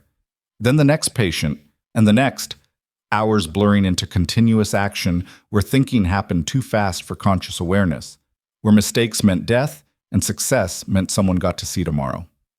6 hours later, when the last victim had been stabilized or transferred or sent to morgue for victims who'd arrived already beyond saving, Lena stood in the locker room letting exhaustion finally register. Her scrubs were ruined again, blood and burn residue, and the physical evidence of emergency medicine practiced at its most intense. Dr. Martinez found her there, matching exhaustion on a face that had spent 6 hours making life-or-death decisions. 14 patients, 11 saved, 3 lost before we could help. Given the severity of their injuries and the chaos of the scene, that's about as good as we could hope for. The 3 we lost were probably dead before the ambulances arrived. Sometimes the explosion wins regardless of what we do afterward. Martinez sat heavily, professional distance cracking to show grief underneath. But 11 people are alive because you and everyone else in that trauma bay refused to give up. That matters, Lena. That always matters. Lena nodded, processing mathematics where success and failure coexisted in same outcome. Where saving 11 meant losing 3. Where doing everything right still meant watching people die. It was the fundamental equation of emergency medicine, the calculation that had driven her from Marines to nursing, the attempt to answer chaos with competence and hope that competence would be enough. Her phone showed messages from victims' advocates, from federal prosecutors, from Marine Corps representatives, all congratulating her on morning ceremony and asking about next steps in cases that would continue for years. But underneath those official communications was a single text from unknown number. You think you won. You didn't. This isn't over. She forwarded it to Agent Reeves without comment. The threat routine enough now that it didn't spike her pulse, just another piece of evidence in cases that kept expanding as more corruption was uncovered. The response came quickly. Traced a burner phone purchased in Carson City. Agents investigating. Security detail notified. You're covered. Lena deleted the threat, changed into clean scrubs, and returned to the emergency room where normal traumas continued arriving. Heart attacks, and car accidents, and falls, and all the mundane ways humans broke down or broke apart. She treated them with the same competence she'd shown during the mass casualty event, the same focus she'd maintained through federal testimony, the same quiet professionalism that had characterized her military service.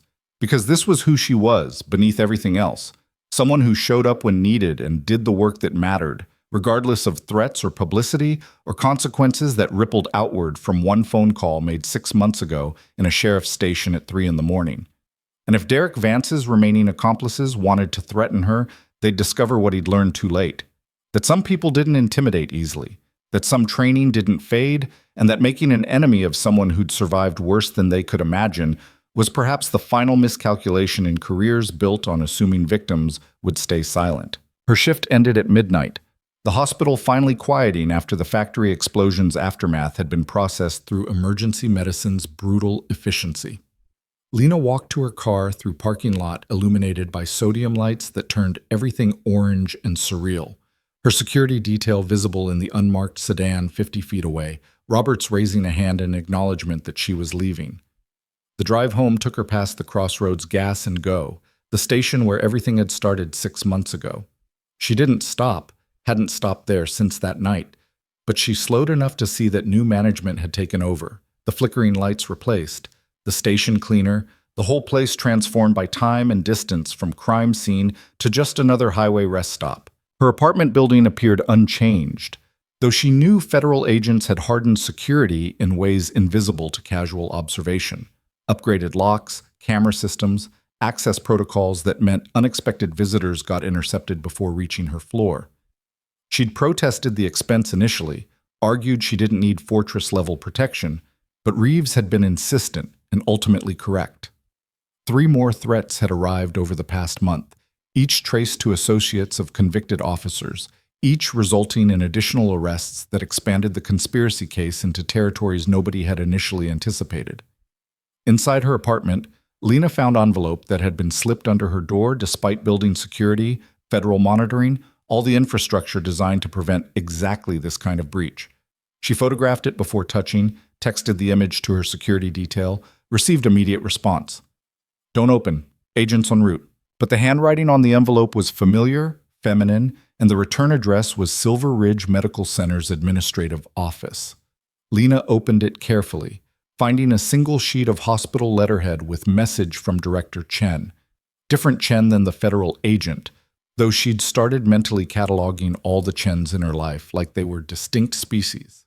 Staff Sergeant Brooks, the board of directors, has voted unanimously to establish the Lena Brooks Patient Advocacy Fund, dedicated to providing legal support for medical professionals who face retaliation or prosecution for performing their duties.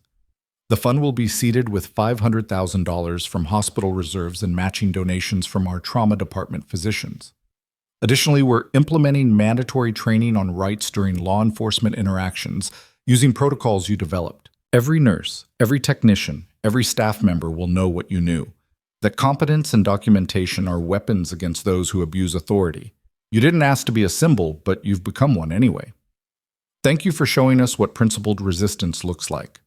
Director Patricia Chen, Silver Ridge Medical Center. Lena read it twice, emotions cycling through surprise, discomfort at being memorialized while still alive, and reluctant recognition that refusing acknowledgement would insult the intention behind it. Her phone rang before she could process further. Agent Reeves, voice tight with urgency that immediately shifted Lena's awareness into combat mode. "We've got a situation. 4 former deputies from Mitchell County, all connected to the Vance network, all released on bail pending trial. They disappeared 6 hours ago, GPS monitors disabled, last known location converging on Nevada-California border. We think they're running, but their trajectory puts them within 20 miles of your location." "You think they're running toward me?" "We think they're desperate enough to try something stupid before fleeing.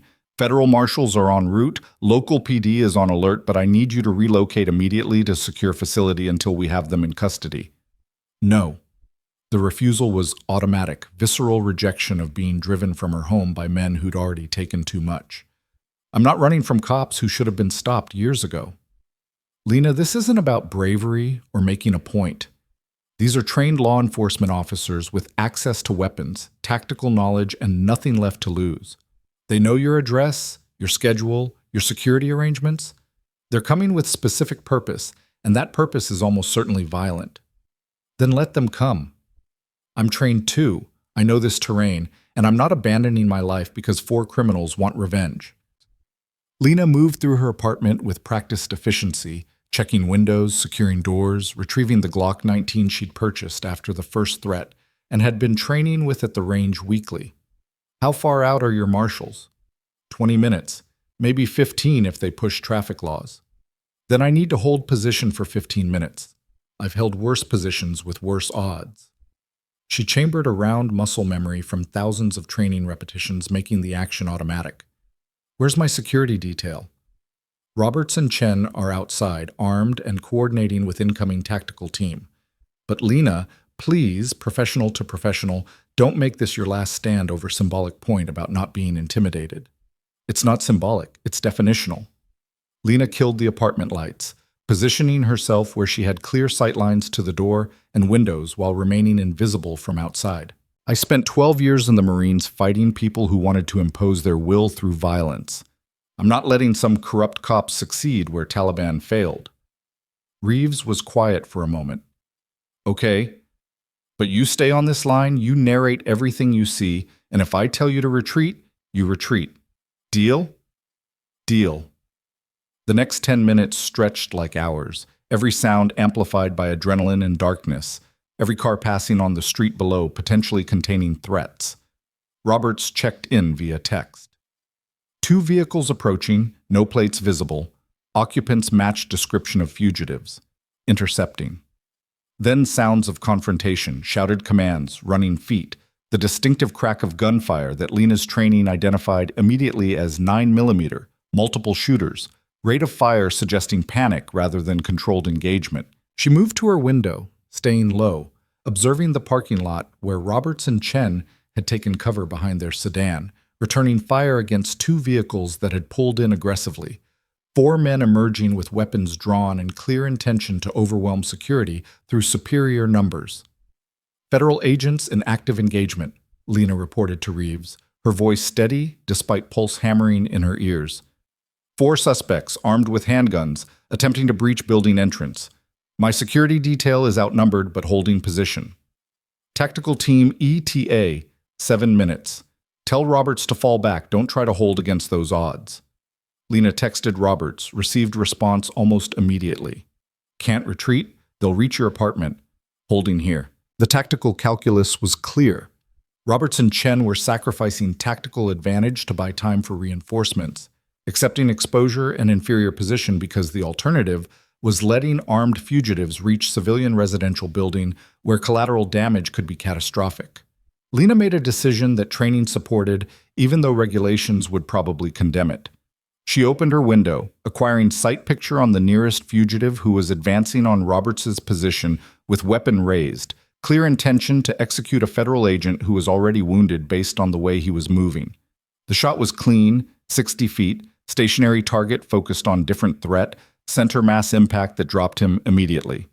Her Marine Corps marksmanship training had emphasized that the first rule of firefights was disrupting enemy action, and nothing disrupted action like suddenly being under fire from unexpected direction. The 3 remaining fugitives scattered, seeking cover, their coordinated assault fragmenting into survival instinct as they processed that they were now caught between federal agents and unknown shooter with clear elevation advantage. Lena, what the hell was that? Reeves's voice carried equal parts horror and admiration. That was covering fire for agents under assault. 1 suspect down, 3 seeking cover, tactical advantage shifted to defenders. Lena acquired sight picture on second target, but he'd gone to ground behind engine block that would defeat her 9mm rounds. Tell your tactical team they've got approximately 4 minutes before these guys either flee or regroup for another assault. Sirens approach from multiple directions. Federal marshals, local police, the overwhelming response that came when law enforcement officers engaged in active firefight in residential area. The 3 remaining fugitives recognized the tactical reality, abandoned their assault, retreated to their vehicles attempting to flee before the net closed. They made it perhaps 2 blocks before roadblocks materialized, the kind of coordinated interdiction that came from agencies that had been preparing for exactly this contingency. Within minutes, all 3 were in custody, face down on asphalt, weapons secured, their desperate gambit ending in capture rather than the revenge they'd sought. Lena cleared her weapon, secured it, and opened her door to find Roberts climbing the stairs, bleeding from shoulder wound that looked painful but not immediately life-threatening. She'd transitioned from shooter to nurse before conscious thought engaged, assessing damage with hands that had compressed worse wounds under worse circumstances. Through and through, missed the major vessels. You'll need antibiotics and probably some physical therapy, but you're not dying tonight. She applied pressure with dish towel from her kitchen, the absurdity of improvised trauma care in her own apartment not lost on her. Chen, leg wound, superficial, already being treated by paramedics. Roberts winced as pressure sent pain signals his brain couldn't ignore. You just shot a fleeing felon from your apartment window using a personal weapon during active federal operation. Reeves is going to have paperwork nightmares. I shot an armed assailant who was attempting to execute a federal agent. That's called defense of others. and it's legal in every jurisdiction, including this one. Lena maintained pressure while guiding Roberts to sit against her wall. Also, you're welcome. Thank you. Roberts managed a pained smile. Though between you and me, that was a hell of a shot for someone who's supposed to be a trauma nurse. Marine Corps marksmanship training is thorough. Turns out it doesn't expire just because you change careers. Federal marshals flooded her building within minutes, securing the scene, documenting everything, treating her apartment like crime scene because technically it was justified shooting, legally defensible, but still homicide that would require investigation and review. The fugitive she'd shot was alive, wounded but stable, already being transported to the same hospital where she worked, which would create interesting professional dynamics if she ended up treating him during her next shift. Agent Reeves arrived looking simultaneously relieved and furious, her professional composure barely containing emotions that probably violated federal regulations about remaining objective during operations. You shot someone from your apartment window during a federal tactical operation. Oh, I provided covering fire for agents under assault, preventing what would likely have been their execution, and neutralized one of 4 armed assailants attempting to breach my residence with clear intent to cause harm. Lena's recitation was formal, military after-action report rather than defensive justification. All actions were consistent with Nevada self-defense statutes and federal guidelines regarding protection of law enforcement personnel.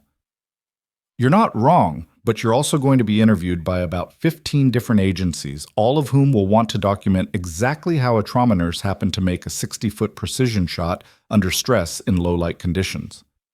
12 years Marine Corps, intelligence specialist with extensive combat deployment experience, regular range training maintained post-discharge. The shooting was consistent with my training and experience. Lena met Reeves's eyes steadily. Was I supposed to watch your agents get executed when I had capability to intervene? Reeves's expression softened. No, you were supposed to do exactly what you did, and everyone who matters will recognize that once the initial panic subsides. But Lena, you just killed someone. That's not nothing, even when it's justified. I wounded someone who was attempting murder. Whether he dies is up to trauma surgeons at Silver Ridge Medical. Lena felt detachment settling in, the psychological distance that had let her function in Afghanistan when violence was daily occurrence rather than exceptional event.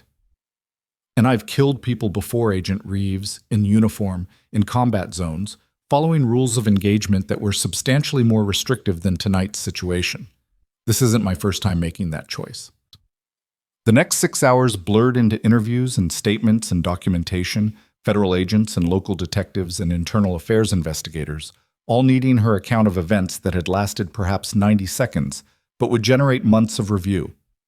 She narrated everything with the precision that had characterized her military debriefings, acknowledging actions without apologizing for decisions that had saved lives regardless of their complexity. Dawn was breaking when the last investigator finally left, her apartment still technically crime scene, but released back to her custody with understanding that she needed sleep more than continued interrogation. Roberts had been transported to hospital, Chen likewise, both with wounds that would heal and commendations that would probably complicate their careers by making them heroes when they'd just been doing their jobs. Lena stood at her window watching sunrise paint the Nevada sky in colors that didn't care about human violence or justice or the complicated mathematics of when killing was justified. Her phone showed messages from hospital administration placing her on administrative leave pending shooting review, from Marine Corps liaison offering support and counseling, from victims advocacy groups expressing solidarity and offering resources she didn't need but appreciated anyway. And one message from Sheriff Hardwick, sent at 5:47 a.m. Federal marshals briefed me on the incident. You saved 2 agents' lives while protecting yourself from men who should never have been released on bail. I'm sorry this happened. I'm sorry my department's corruption put you in position where you had to make that choice. And I'm grateful you're alive to receive this apology. She didn't respond immediately, too exhausted to formulate words that would carry appropriate weight. Instead, she showered, washing away gunpowder residue and the smell of violence, letting hot water dissolve tension that had sustained her through the night but was no longer necessary. Sleep came hard and shallow, interrupted by dreams where faces shifted between Derek Vance and Taliban fighters and the fugitives she'd shot, all of them wearing expressions of surprise that someone had fought back, that authority and intimidation weren't sufficient to guarantee victory. She woke to afternoon sun and phone ringing with call from Agent Chen, the federal one, not the hospital director or her security detail. His voice carried exhaustion matching her own. All 4 fugitives in custody, all facing attempted murder charges in addition to their corruption cases.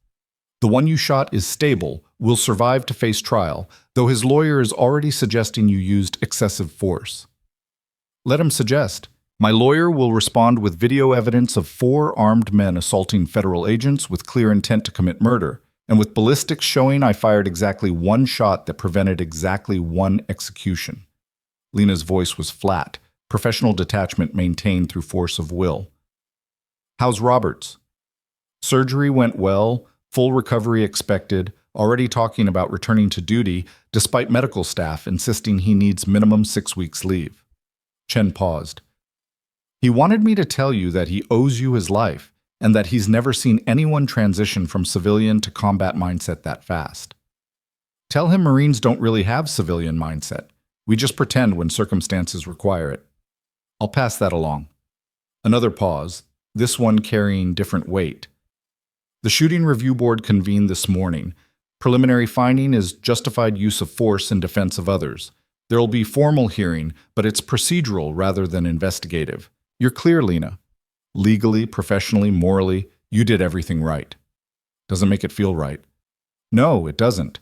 But that's what separates people like you from people like Vance. You feel the weight of violence even when it's necessary. He never did. After the call ended, Lena dressed and drove to Silver Ridge Medical Center, not for her shift, but to check on the man she'd shot, professional obligation overriding personal discomfort. The hospital staff looked at her differently now. Not just respected trauma nurse, but someone who'd killed to protect federal agents. The complexity of that action visible in expressions that mixed admiration with unease. Dr. Martinez intercepted her before she reached the recovery wing. He's stable, conscious, and already demanding to speak with you. His lawyer says no. His federal handlers say absolutely not, but he's insistent. You want me to facilitate or refuse on medical grounds? Facilitate. I want to hear what he has to say.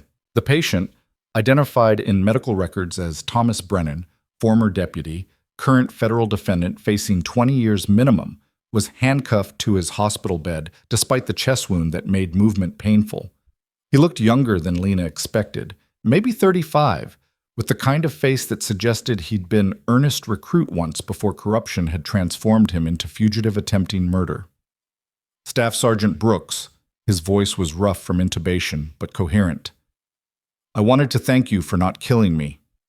I wasn't trying to kill you. I was trying to stop you from killing Agent Roberts. Lena remained near the door, maintaining distance that was both professional and tactical. Did it work? Yeah. He laughed bitterly, the sound catching on damaged tissue. You stopped me, stopped all of us, and now we're going to spend the next 2 decades in federal prison because we were stupid enough to think revenge was worth throwing away our last chance at plea deals. Why did you do it? You had bail, you had lawyers, you had option to fight legally. Why throw all of that away for assault that was never going to succeed? Brennan met her eyes, his expression carrying something between regret and defiance. Because Vance told us you were the reason everything collapsed. That if you'd just accepted the arrest, taken the plea deal, none of this would have happened. 200 convictions, 73 people going to prison, hundreds of careers destroyed, all because you made 1 phone call. All because you committed crimes and abused authority and victimized people who couldn't fight back. Lena kept her voice level, despite anger building underneath. I didn't create your corruption. I just had resources to stop it when it targeted me. I know that now.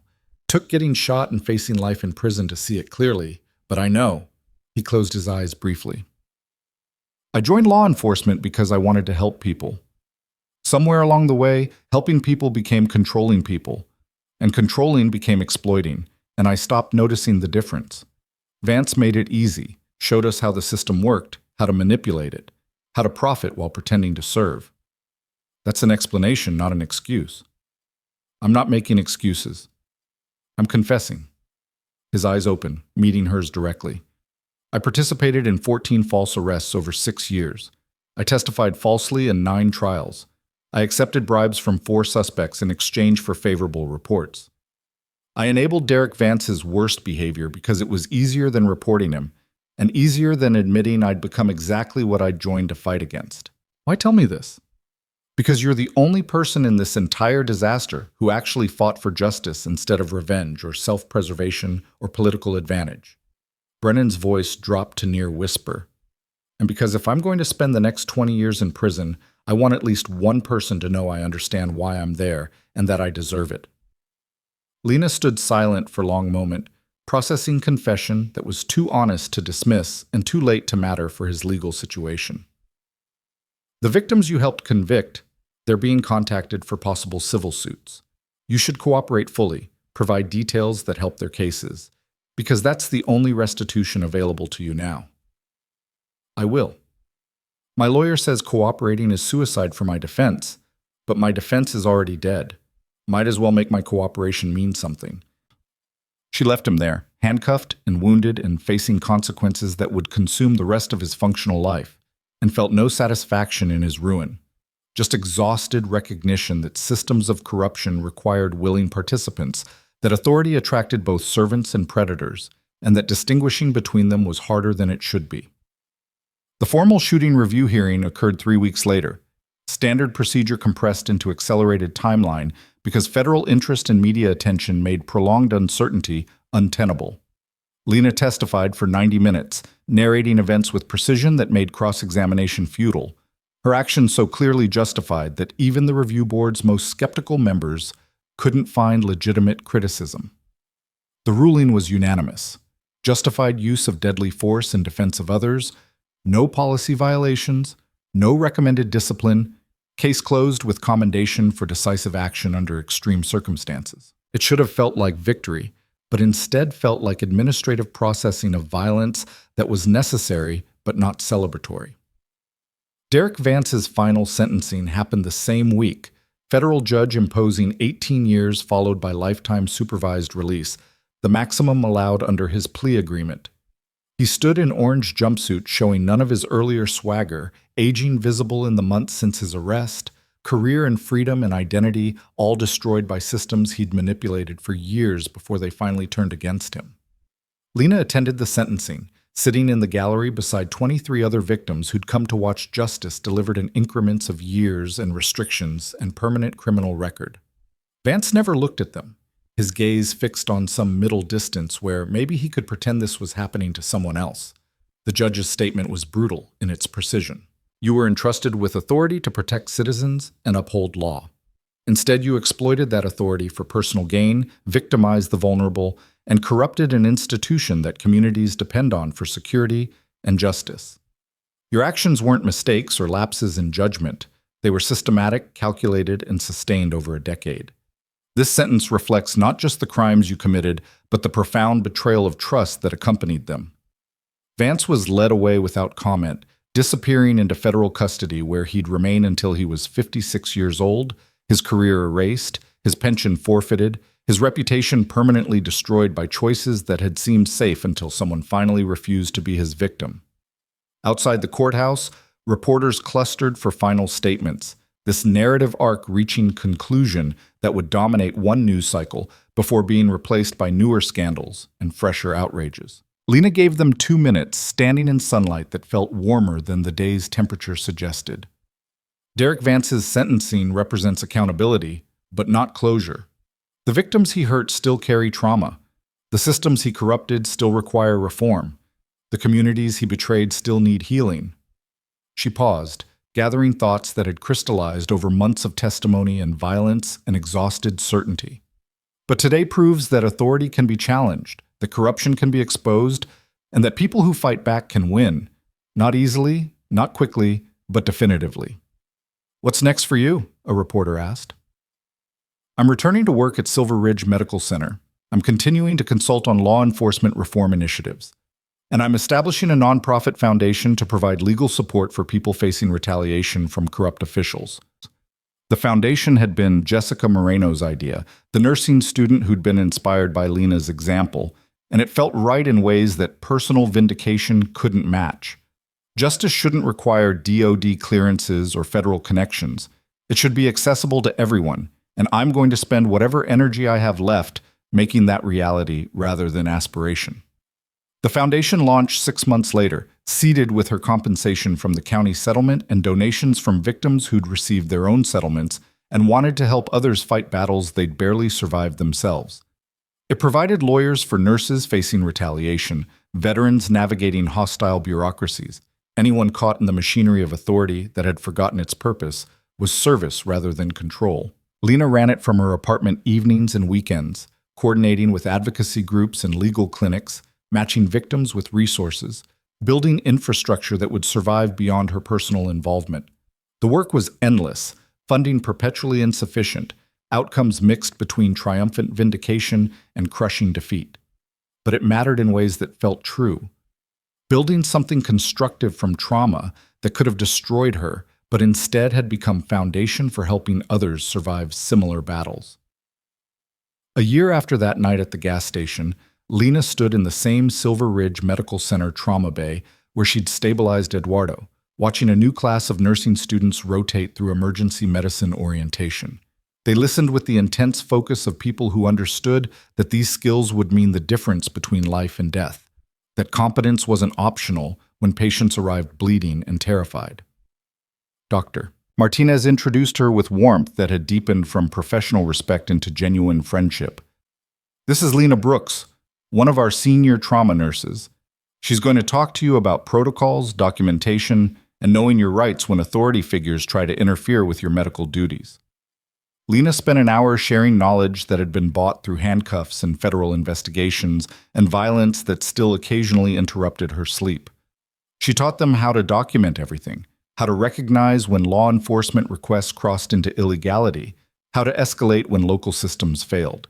She taught them that competence was weapon and precision was armor, and that refusing to be intimidated was sometimes the most important skill they'd ever learn. Jessica Moreno was in that class, taking notes with intensity that suggested she'd never take anything for granted again.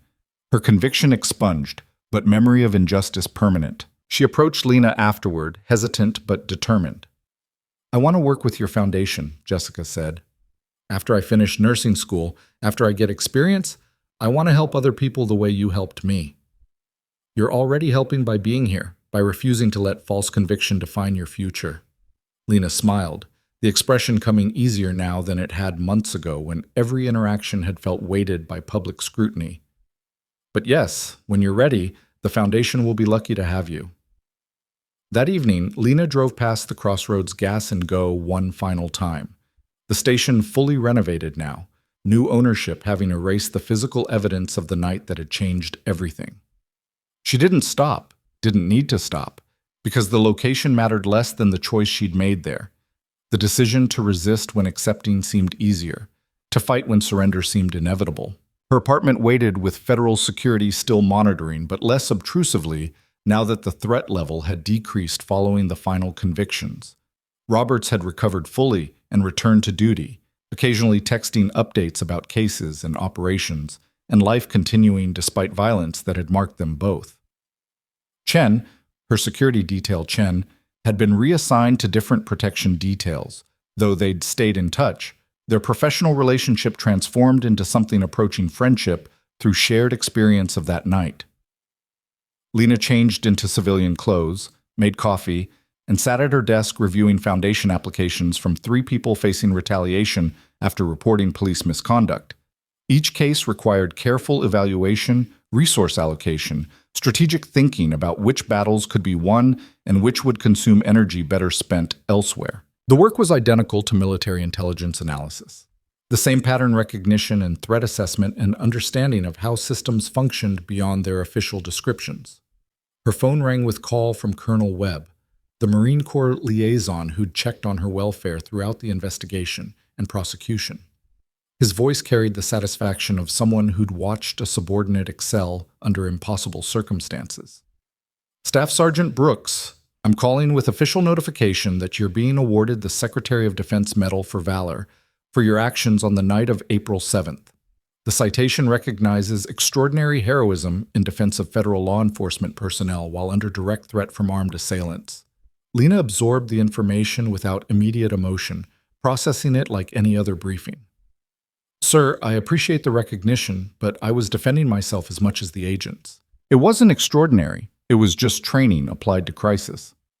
That's exactly what makes it extraordinary, Webb said. Most people would have evacuated or hidden or hoped someone else would solve the problem. You assessed the tactical situation, identified the most effective intervention, and executed with precision that saved lives. That's not just training, that's character revealed under extreme pressure. The medal ceremony happened 2 months later at Marine Corps Base Quantico, formal military protocol that felt simultaneously foreign and familiar after years in civilian life. Lena wore her dress blues again, ribbons and medals arranged in precise rows, the uniform transforming her from trauma nurse into the warrior she'd been before civilian life had offered different battlefields. General Sarah Martinez, no relation to her hospital colleague, presented the medal with brief speech about service continuing beyond discharge, about warriors who brought their values into civilian life and made their communities safer through example and action. The assembled Marines stood at attention, the formal recognition of peer excellence that mattered more than any civilian award could match. Afterward, at the reception where protocol relaxed into conversation, General Martinez approached with expressions suggesting this wasn't purely social. Staff Sergeant Brooks, I've been following your foundation's work, the legal support for people facing retaliation, the training protocols for medical professionals, the advocacy for systemic reform. She paused, evaluating. Have you considered returning to active duty? The Marines could use someone with your unique combination of intelligence, experience, medical knowledge, and demonstrated courage under fire. With respect, ma'am, I've found my mission in civilian life. The Foundation helps people who don't have access to military infrastructure or federal resources. Returning to active duty would mean abandoning them to fight battles they can't win alone. Martinez nodded approvingly. That's the right answer, but if you ever change your mind or if you need Marine Corps resources to support your civilian mission, you have standing authorization to access veteran services and advocacy channels. We take care of our own, and your work is an extension of the values we claim to represent. Lena returned to Nevada the next day, medal secured in case that would probably sit in closet beside her dress blues, recognition that mattered less than the work it acknowledged. The Foundation had grown beyond her initial vision, now employing 3 part-time lawyers and coordinating with advocacy organizations across 6 states. The infrastructure expanding to meet demand that suggested corruption and retaliation were far more common than anyone wanted to acknowledge. 2 years after Derek Vance's arrest, Lena stood in Mitchell County Courthouse, the same building where she'd given the press conference that had started everything, for final ceremony marking completion of federally mandated reforms. The consent decree was being lifted, oversight transitioning from federal enforcement to civilian review board with actual authority. The institutional changes that had seemed impossible now embedded deeply enough to survive without external pressure.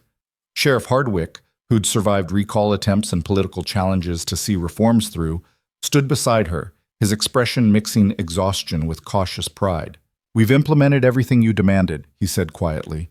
Body cameras, civilian oversight, bias training, whistleblower protection, quarterly data publication.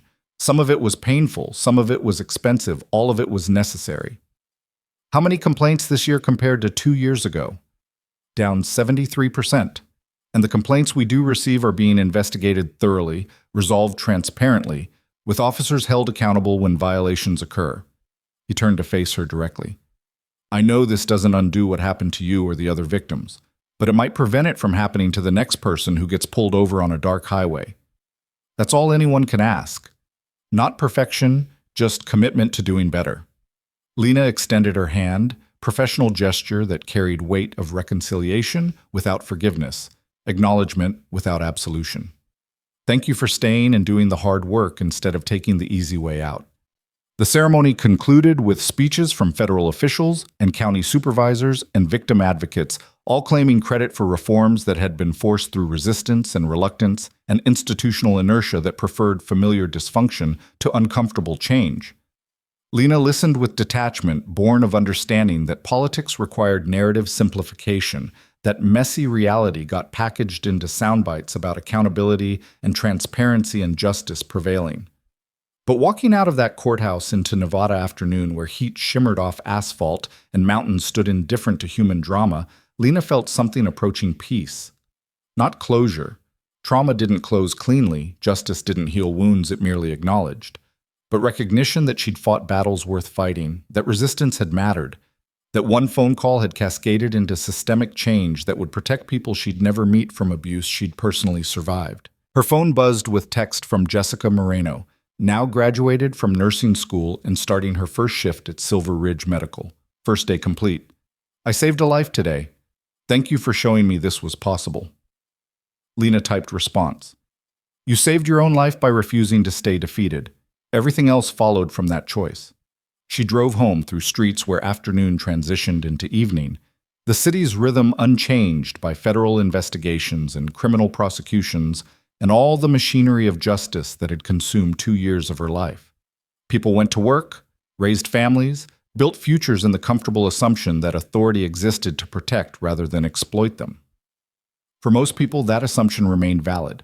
For the people who discovered otherwise, the ones who got pulled over on dark highways by officers with agendas, who got arrested for crimes they didn't commit, who got told their truth didn't matter against official narratives, Lena's foundation existed as evidence that fighting back was possible, that systems could be challenged, that one person's refusal to accept injustice could trigger changes that protected thousands.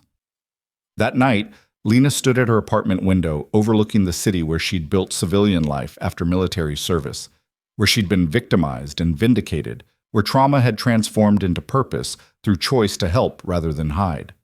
The scars remained, physical marks where handcuffs had abraded skin, psychological weight of violence she'd survived and inflicted, permanent hypervigilance that made her apartment feel like defensive position rather than home.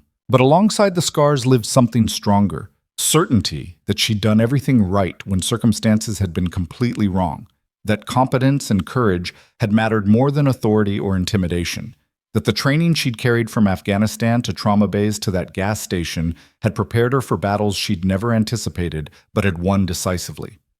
Her medal sat on the desk beside foundation files and hospital schedules, and all the mundane documentation of life lived in service to others.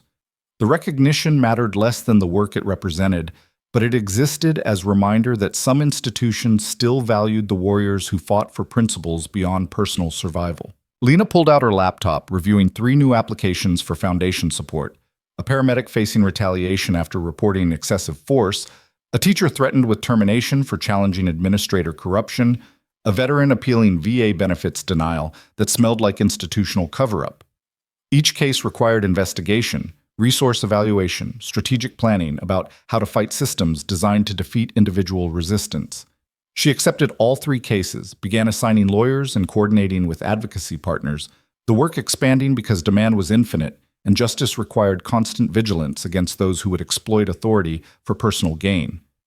Her phone showed the time, 2:17 a.m., exactly the moment Derek Vance had snapped handcuffs on her wrists 2 years ago, the inflection point between one life and another, the second when civilian nurse had accessed warrior training and refused to be broken. Lena smiled at the symmetry, closed her laptop, and went to bed knowing that tomorrow would bring new battles, new victims needing support, new opportunities to prove that authority without accountability was just tyranny waiting to be challenged.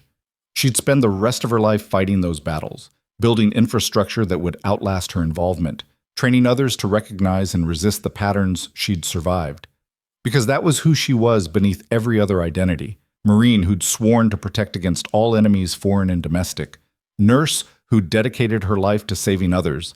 Advocate who'd learned that sometimes justice required more than faith in systems that claimed to deliver it. And if anyone ever again made the mistake of thinking she was easy target, thinking her silence meant submission, thinking her exhaustion meant defeat, they'd discover what Derek Vance had learned too late. Some people don't break. They adapt, they fight back, and they transform trauma into purpose that changes everything. Lena Brooks was one of those people, and her story wasn't about being victimized by corrupt authority. It was about refusing to be defined by that victimization, about choosing to fight when surrender seemed easier, about one phone call that had proven systems could still work when pushed hard enough by someone who knew exactly which buttons to press. The gas station lights still flickered in her memory, but they no longer marked the place where she'd been arrested. They marked the place where she'd decided to resist, where training had met crisis, where one woman's refusal to accept injustice had triggered avalanche that buried corruption and built something better from the ruins. That story wasn't ending. It was just beginning to spread. Through foundation cases and training protocols, and victims who'd learned from her example that fighting back was possible, that justice could be claimed rather than just requested, that authority could be challenged by those brave enough to make the call. And somewhere in federal prison, Derek Vance had 18 years to contemplate the cost of underestimating the quiet nurse in blood-stained scrubs who'd looked at him with calm certainty and changed his entire world with 90 seconds of encrypted communication. Lena fell asleep thinking not of him, but of the lives still to be saved, the battles still to be fought, the endless work of ensuring that what had happened to her would happen to fewer people tomorrow than today. Because that was the real victory, not personal vindication, but systemic change that protected the vulnerable from those who would exploit them. And she was just getting started.